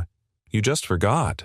That evening, Liam opened the front door to find Gail holding Emma's hand, a knowing smile on her face. "Before you say anything, yes, I walked her safely, and yes, I had permission from her teacher." Emma skipped into the house as if she hadn't just given a corporate CEO an emotional epiphany. Gail leaned in, eyes twinkling. She drew Sophie a picture. Said it needed to be done. Liam exhaled and rubbed the back of his neck. "Did she?" "She did. And I have to say, your kid's got taste. That woman looked like someone who could run the world, but just needed a reason to slow down." He laughed, shaking his head. She's something." "So are you," Gail said. "Don't let your past trick you into thinking you can't be part of something new." He didn't answer, but he looked toward the kitchen where Emma was humming and setting the table for two, and he thought, just maybe the old woman was right. Later that night, Liam received a text. It wasn't from an unknown number.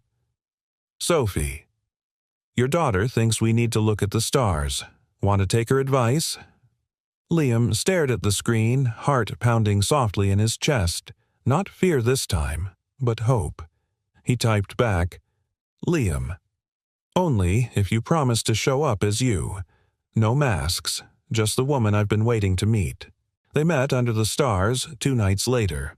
Not at a fancy rooftop or candlelit patio, but in Liam's modest backyard where a rickety lawn chair and a wool blanket became their corner of the universe.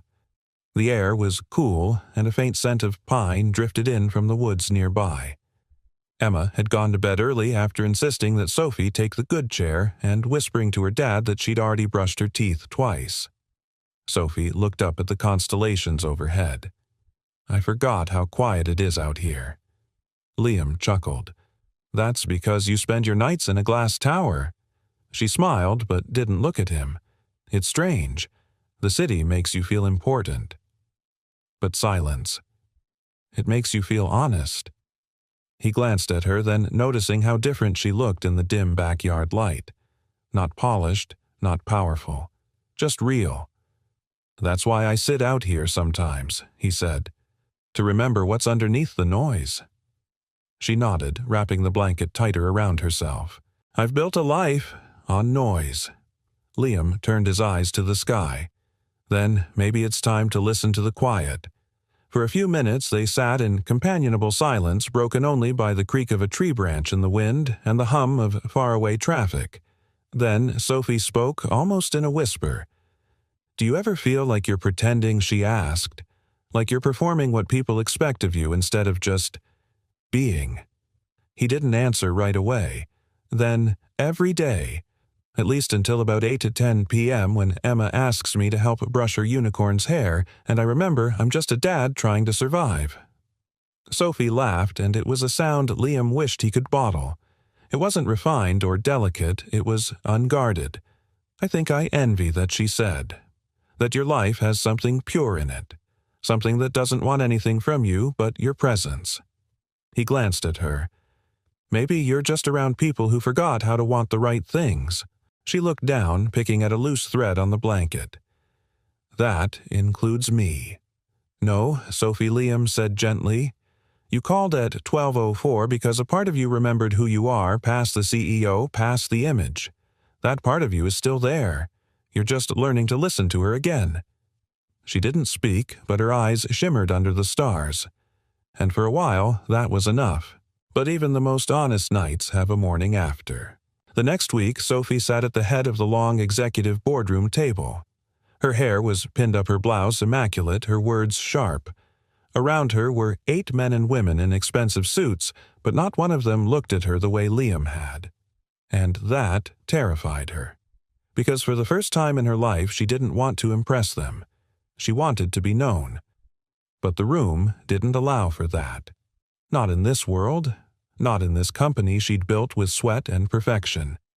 She could feel herself slipping back into the persona, the voice, the armor. George, her longtime COO and trusted lieutenant, leaned forward mid-meeting. There's buzz around your little visitor in the lobby last week. One of the junior PR guys saw you talking to a maintenance contractor. Is that something I should be concerned about? Sophie's jaw tightened. He's a friend. George arched a brow. From what part of your world? Her silence was its own kind of answer. George exhaled, voice lowering. You have a reputation to protect. Personal stories get out, especially when they don't fit the narrative. And we both know the press will twist any crack in the armor. Sophie looked down at the table at the pen in her hand. At the reflection of a woman she barely recognized anymore. After the meeting, she walked past her office and kept going straight to the elevator, straight to the lobby, straight into the open air. That night, Liam waited for her. Not at 12:04. At 8:30, with hot chocolate and an extra blanket, watching the stars and listening for footsteps that never came. At 9:30, he checked his phone. No text, no voicemail. By 10:15, Emma wandered out in her pajamas. She's not coming, she asked sleepily. Liam shook his head. Not tonight. Emma climbed into his lap, curling under his arm like a kitten. Maybe she's scared. Of what? Of liking us. Liam stared out into the night. Maybe. Emma's breath slowed as she drifted off warm and small against him. He looked up at the sky, the same stars overhead. But tonight they felt farther away. Sophie didn't call that night, or the next. At the end of the week, Sophie found herself back in her office, staring at the framed magazine cover on her wall. Bennett Media's Woman of the Year. But all she could see was what wasn't in the frame. She wasn't smiling. She wasn't real. The version of her that sat under stars in a backyard sipping cocoa and laughing at unicorn hair was missing entirely, and she missed that version of herself more than anything. Later that night, alone in her car on a side street 2 blocks from Liam's house, she stared at her phone. She didn't dial. Instead, she whispered into the silence of her car, "I'm not okay, but I still want to try." The wind had picked up just after midnight, rustling the branches outside Liam's window. He lay in bed, one arm behind his head, the other resting across his chest phone inches from his hand. The house was quiet, the kind of silence that pressed into you rather than offered rest. He hadn't heard from Sophie in 5 days. Not since that last night she'd promised to meet under the stars. He'd told himself he wouldn't call her, that she needed space, that maybe she'd slipped back into her old life, into the fortress of corner offices and curated perfection. But that didn't make the ache any less. He closed his eyes. And then, as if summoned by the beat between 2 heartbeats, the phone rang. Not a message, not a voicemail, a call. 12:04 a.m. Liam sat up breath-catching and answered without looking. "Hello?" There was a pause, a breath, and then her voice soft and frayed at the edges. "I didn't know if you'd answer." He swallowed hard. "I wasn't sure you'd call." "I almost didn't," she whispered. "I parked outside your street 3 nights ago. I watched your porch light go out. I couldn't get out of the car." Liam's chest tightened. "You were here. I couldn't face you," she admitted. "Not after disappearing like that." "Why did you—" Sophie didn't answer right away. When she did, her voice cracked. "Because I'm scared of what it means when someone sees me without the mask and stays." Liam leaned forward, fingers pressing into the blanket. "You don't have to be perfect for me to stay, Sophie. That's easy for you to say. You're grounded, real. You've lost things and survived. I've just hidden." Liam exhaled slowly. "You think I didn't hide after Claire died?" She stilled. "Claire, my wife," he said quietly. "It's been 3 years. Car accident. Emma was only 3. I hid in silence and work and keeping just busy enough not to feel the emptiness. I know what it's like to be afraid of being seen." Sophie's breath hitched. "I didn't know. I never told you. Not because I was protecting myself, but because I didn't want you to feel like you had to carry my pain, too. I wish you had told me." He smiled sadly. "I just did?" Silence settled between them, not heavy but full. Then Sophie said, "I lost someone too. My dad. A year ago. He was the only person who made me feel like I didn't have to be impressive to be loved. When he died, Brent, my fiancé, left. Said I wasn't myself anymore, but the truth is, I didn't know who that was to begin with." "Was that the night you called me?" "Yes," she said. "I left a gala. Everyone was laughing and networking and being important. I felt like I was screaming into a soundproof room. So, you picked up the phone. I didn't mean to call you. I meant to call the grief hotline. But I misdialed." Liam's throat tightened. "And still, we talked." "We did more than talk," Sophie whispered. "You reminded me I was still human, that I hadn't completely disappeared." Liam's voice was soft. "You were never gone. You just forgot how to come home." Another pause. Then, through a shaky breath, Sophie said, "Liam, I don't know what this is, but I miss you, not just your voice. You." He let her words settle raw and sincere. The woman who once spoke with polished power was now just a woman who wanted to be loved without conditions. "I miss you too," he said. "And I don't need to define this, but I do want to keep building it." "I'm not good at building," she said, almost apologetically. "You don't have to be." "I've got the tools," he replied with a gentle smile in his voice. Sophie laughed, the sound small but warm. That was terribly corny, and completely true. They were quiet for a long moment, each absorbing the presence of the other in the safest space they knew, not the daylight, not the roles they wore, but the fragile place between midnight and dawn. Then Sophie asked, "Can I come over?" Not tonight. But soon Liam's heart beat faster. Anytime he said, "The porch light stays on for a reason." The next morning, Liam found Emma at the breakfast table with her cereal and her coloring book. She looked up with sleepy eyes. "Did she call?" He paused, surprised. "How'd you know?" Emma shrugged. "Because you're smiling again." Liam ruffled her curls. "She might visit soon." Emma grinned. "Then I better draw her something better than a stick figure this time." Elsewhere in the city, Sophie stood in front of her bathroom mirror wiping away the last smudge of mascara from eyes that had wept not from sadness, but from release. She looked at herself, not as a CEO, not as a woman who'd been left, not as a voice in the dark, but as someone coming back into her own skin. She pulled out her phone and typed a message. "Thank you for waiting in the silence. I'm ready to be seen now." She hit send. Then she stepped into the sunlight. The invitation wasn't extravagant, no formal letter, no catered setting. Just a simple text from Sophie Company Gala this Saturday. "Come as you are. Bring Emma if she wants. I'd like you to see my world, not to impress you, to share it." Liam stared at the message for a long time. He read it twice, then again. He wasn't a gala man. He didn't own a suit. He hadn't shaken hands with men in ties since his military discharge, and even then the handshakes felt more like contracts than connection. Still, the tone of her message was gentle, honest, not a test, an invitation. That night, over dinner, he asked Emma, "You remember Sophie's Company?" Emma looked up from her plate of spaghetti. "The building with the shiny floors." "That's the one. She sent us an invitation. They're having a big party Saturday night." Emma's eyes widened. A party with real napkins and music, something like that. She leaned forward, her voice dropping to a whisper. "Will there be dancing?" Liam smiled. "Possibly." Emma grinned. "Then you can't say no." On Saturday, Liam stood in front of the bathroom mirror, awkwardly adjusting the collar of a borrowed blazer. Gail had found it in her late husband's closet, swearing it still had charm left in the seams. The sleeves were a touch long, but the shoulders fit. He smoothed his hair, exhaled, and stepped into the living room.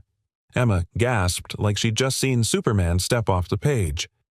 "Daddy, you look like a movie star." He laughed, slightly red. "You think so?" She nodded, clutching her tiny clutch purse. "Sophie is gonna faint." "Let's hope not." The Bennett Media Gala was held at the Downtown Art Museum, a breathtaking venue with glass ceilings and soft lighting that made the paintings shimmer like reflections on water. As Liam entered, with Emma, he felt every pair of eyes flick toward him. Not with malice, but with curiosity. The man in worn dress shoes. The man holding the hand of a little girl in sparkly sneakers. He almost turned back, but then he saw her.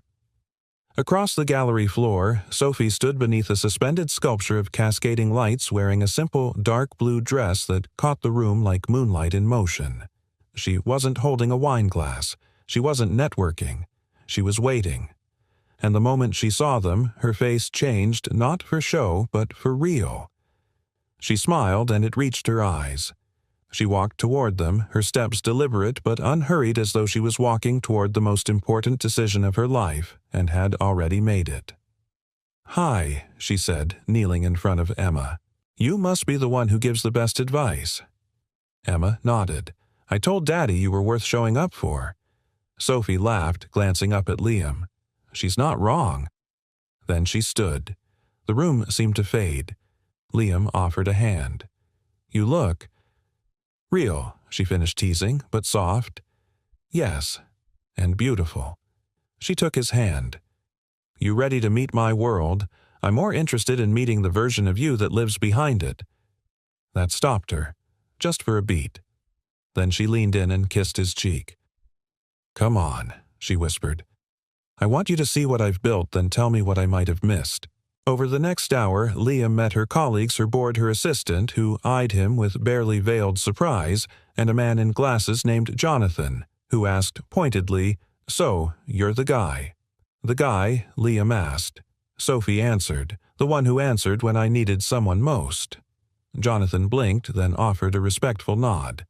Emma, meanwhile, stole the show, complimenting a woman's shoes, eating a mini cupcake in one bite, and asking a violinist how long it took to learn to make feelings come out of strings. But the real moment came when Sophie stood on stage to address the room. She spoke clearly, confidently, but not polished, not scripted. As most of you know, she began this year has been one of change for me personally and for the company. What you may not know is that the most valuable thing I've gained this year didn't come from strategy or sales. She paused. The room stilled. It came from a phone call.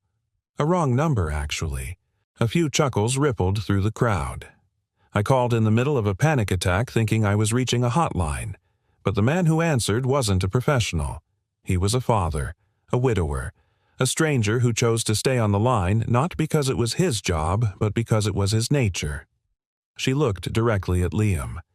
Since then, I've come to believe that true success isn't what we build for the world, it's who we become when no one's watching, and who we choose to stay with when the lights are low. There was a hush then, quiet, genuine applause. Emma tugged Liam's hand. "She means you, Daddy." "I know," he said, voice thick. After the speech, as people mingled and music filled the hall again, Sophie returned to them. Liam met her eyes. "That was brave." "No," she said. "That was honest. I think I've spent my whole life chasing applause, but tonight I just wanted to be known." And now he asked. She reached out, fingers brushing his. "Now I want to see what it feels like. To build something that doesn't need to impress anyone." He looked down at her hand, then at Emma, spinning in circles under the twinkle lights. He squeezed Sophie's hand. "Then let's build it." On Monday morning, Sophie stepped into the executive elevator of Bennett Media with a lightness in her chest she hadn't felt in years. The kind that doesn't come from victory or strategy, but from waking up and knowing she no longer had to perform to be worth loving. She wore no jewelry, no designer heels, just a tailored navy suit and a quiet kind of confidence. The gala had gone better than she could have imagined. Her words, raw and unscripted, hadn't just landed, they'd settled into the hearts of the people who mattered most. And Liam. He had stayed by her side through it all, not as her statement, but as her anchor. But as the elevator doors opened to the 20th floor, Sophie felt the shift before she saw it. George was already waiting by her office door. The look on his face wasn't rage. It was worse control, wrapped in politeness. "Good morning," he said evenly. Sophie met his eyes. "George, do you have a moment?" He gestured toward the glass-walled conference room where 3 board members waited inside, their expressions unreadable. Sophie hesitated. "Sure." Inside, George closed the door and turned, hands clasped like a lawyer preparing to present his case. "I'll get right to it," he said. "There's been talk after the gala." About what Sophie asked, voice steady. "About you, about your speech, about the man you brought." Sophie didn't flinch. "Liam." George gave a tight smile. "Yes." "Liam, the working-class contractor you described as the man who saved you. That's what happened." One of the board members, a woman named Diana, leaned forward. "Sophie, it was a lovely speech, but it's raised questions, concerns." "Concerns," Sophie repeated. George nodded. "Shareholders are wondering if your personal entanglements are beginning to cloud your professional judgment. You're seen as the face of Bennett Media. and your face has always been polished. Aspirational. Sophie inhaled deeply. And now it's human. That's the problem, isn't it? Diana exchanged a glance with another member. You know how perception works in our industry. Your identity has value. That value must be protected. And if I choose to protect what's real instead of what's marketable? Sophie asked calmly. George tilted his head. We're not saying you can't have a personal life, but when it becomes the headline, when it challenges the narrative, then we have to talk about optics, about the brand. Sophie stood still, but inside her something cracked. Not from the criticism, but from the realization they didn't see her. They saw what she'd built for them. And now that she wanted to be herself, she was a threat. She thought of Liam, of Emma spinning beneath museum lights, of laughter on a back porch and silence that healed. She looked George in the eye. I won't apologize for being a person, for loving someone who reminds me who I am when the noise stops. Sophie, George began, but she raised a hand. If that's unacceptable to the board, then let's be clear about it. I won't pretend anymore. I won't hide the parts of me that make me whole. No one spoke, so she turned and walked out. That evening she didn't wait for 12:04. She called Liam at 7:46. He answered on the second ring. Hey, he said. And though she wanted to be strong, the tremor in her voice gave her away. I had a meeting this morning. She began with the board. What happened? He asked gently. They told me that being with you, being myself, puts the company at risk. Silence. Then Liam's voice, soft but sure. Do you believe that? No, she said. I believe that I finally said something real, and the people who benefited from my mask got scared. He didn't speak right away. When he did, it wasn't with reassurance. It was with truth. You don't have to choose me, he said, but you shouldn't have to choose against yourself. That stopped her cold. She blinked into the quiet of her car parked outside the grocery store. I don't know what I'm doing, she admitted. You're doing what no one ever taught us to do, he said. You're choosing wholeness over performance. Tears blurred her vision. Why are you so steady when I'm falling apart? He laughed softly. Because I've fallen apart before. I know what it sounds like when the pieces start to fall into place instead of away. 2 days later, Sophie stood at the head of the conference table again. Same board, same polished glass. But this time she brought a folder. Inside it, her resignation. Not a protest. Not a failure. A reclaiming. I'm proud of what I built, she told them. But if the cost of leadership is losing myself, then it's too high. This company deserves a face that's unshakable. I deserve a life that's unfiltered. Diana opened her mouth to protest. George didn't speak. Sophie smiled. Thank you. For the years. And for the clarity. That night, she walked up the path to Liam's front door with Emma's drawing in her purse and peace in her step. Liam answered before she could knock. She smiled. I quit today. He raised a brow. You okay? I've never been more okay, she said. Then added, Do you still have that porch light on? He stepped aside, voice warm. It's always been for you. The next morning, the sun spilled golden light over the kitchen counter where Sophie stood, sleeves rolled, flipping pancakes. She didn't need to. Liam was more than capable of making breakfast, but she insisted. Something about finally choosing this life made her want to live inside it. Emma sat at the table humming to herself as she drew another galaxy of crayon stars. Liam leaned in the doorway, arms folded, watching the scene with a quiet wonder he didn't dare speak aloud. You always this domestic, he teased. Sophie glanced over her shoulder. Only when I'm nervous. What for? She smiled faintly. Because this feels real.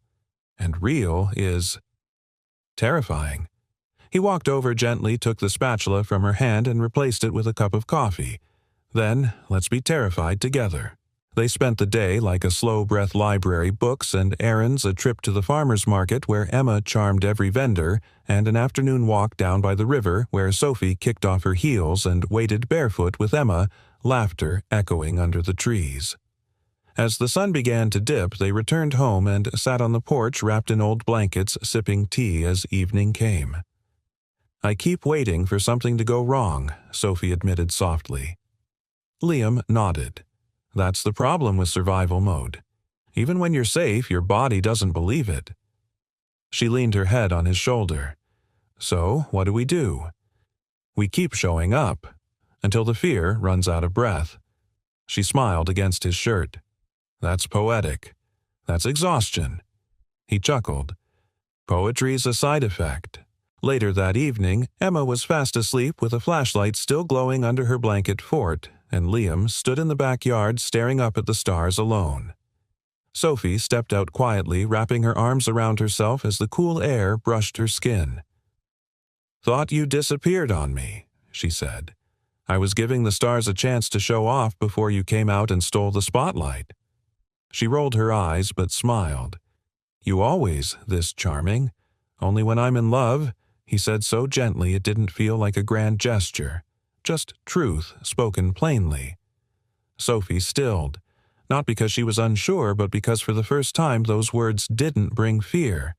They brought peace. She stepped closer. "Say it again." He turned to face her eyes, calm. "I'm in love with you." She took a breath. "Then I guess I should say it too." "You don't have to. I want to." She touched his face. "I'm in love with you, Liam Carter. Not the voice in the dark. Not the man I imagined. You. The man who listens when no one else knows what to say. The father who gives his daughter stars when she asks for cereal. The man who doesn't fix me, but lets me fix myself." A long silence passed between them. But it wasn't empty. It was full of history, of healing, of hope. Then Liam looked up. "Dance with me." Sophie blinked. "There's no music." He pulled his phone from his pocket and tapped a playlist. A soft acoustic melody began to float into the night, gentle guitar, a voice like old velvet. "Now there is," he whispered. He held out his hand, and Sophie stepped into his arms. They swayed beneath the stars, surrounded by crickets and the faint hum of porch lights. They didn't speak. They didn't need to. Inside the house, Emma peeked out from her blanket fort, watching from the window with a sleepy smile. She whispered to herself, "They found it." Then she turned off her flashlight and curled deeper into her blankets, secure in a world that finally made sense. A few days later, Sophie stood at a podium, not at a press conference, but at a quiet event hosted by a local nonprofit dedicated to mental health awareness. She was no longer CEO. She wasn't there in stilettos or designer labels. She was there in flats, jeans, and her truth. Behind her on a banner were the words, "The 1204 Foundation," because someone always needs you most in the dark. Sophie looked out at the modest crowd and smiled. "Many of you know I left the corporate world recently. Not because I failed, but because I realized success without soul is just performance. This foundation was born from a wrong number at the right time, from a conversation that saved me when I didn't think I deserved to be saved, and from a man who stayed on the line when he didn't have to." She turned, and Liam stood at the edge of the crowd, Emma holding his hand. Both were beaming. "This foundation," Sophie continued, "is for anyone who has ever felt invisible at midnight, and for the strangers who choose to see them anyway." That night, back on the porch as the clock inched toward 12:04 a.m., Liam glanced at his phone. It didn't ring. Instead, Sophie placed her hand over his. "You don't have to wait for the call anymore," she said. "Why?" "Because I'm already here." The seasons shifted quietly.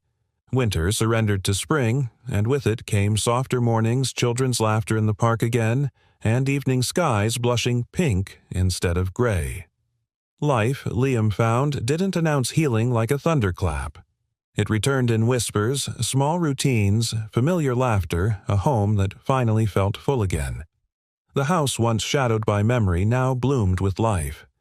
Sophie had moved in gradually, not with fanfare, but with toothbrushes, shared calendars, and the unmistakable scent of her coffee blend. Her shoes by the door, her laugh in the kitchen, her presence not loud but known.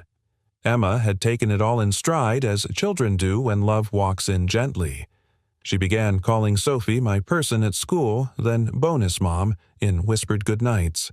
She asked questions like, "Do you think the stars miss us when it's cloudy, and will we still be together when I'm a grandma?" To both, Sophie had answered without hesitation, "Yes, always."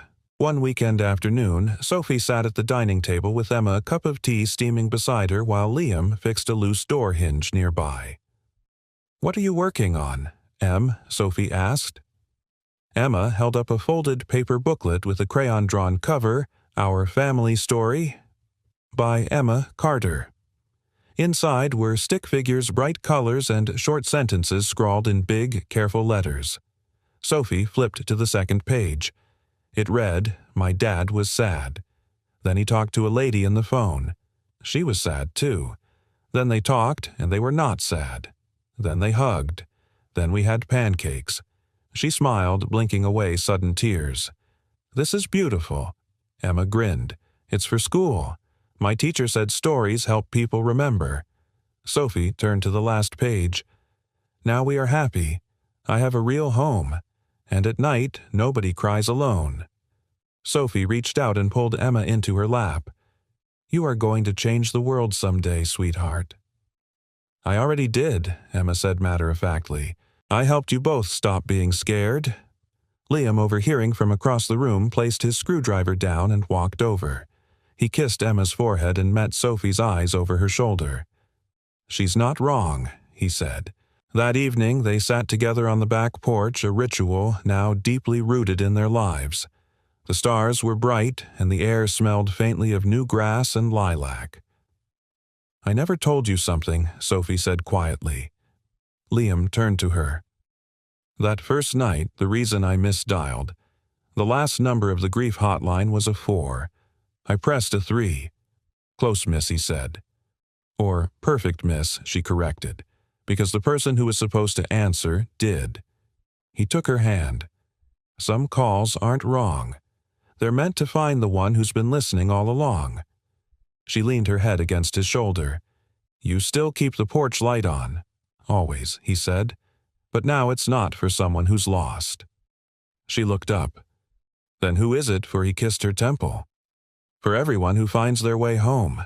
A few weeks later, the 1204 Foundation held its first full community event, a starlight storytelling night for families coping with grief, mental health challenges, and quiet loneliness. The auditorium was modest, filled with folding chairs, soft lamps, and warm voices. Liam stood at the back helping organize refreshments while Sophie welcomed guests. Emma was the first one to step onto the little stage. She wore her favorite yellow dress and clutched her story booklet. "My name's Emma," she said into the microphone, "and I want to tell you something real." The room quieted. "A long time ago, my daddy was sad, and a lady was sad, and they didn't know each other. But one night they found each other just by listening. They didn't even know names yet. Just feelings. And then they got brave." She smiled wide. "Now we have a home. Not a house. A real home. And I want other people to know it's okay to be the one who calls. And it's okay to be the one who answers." There was not a dry eye in the room. After the event, as they packed up chairs and folded tablecloths, a man approached Liam, middle-aged with tired eyes and a voice as soft as gravel. "I lost my son last year," the man said. "Tonight was the first time I've heard someone say something that didn't feel like pity. Just truth." Liam nodded. Sometimes truth needs a quiet place to land. The man shook his hand. "Thanks for building one." That night at 12:04 a.m., Liam's phone didn't ring. It hadn't in months. And yet he found himself glancing at it. Not in fear, not in sadness, but in gratitude. Because 12:04 had once been the loneliest moment of his life, and now it was a reminder that even in the darkest hour someone might be reaching, and someone might already be listening. We'd love to hear from you. Where in the world are you watching from? Share your thoughts in the comments below.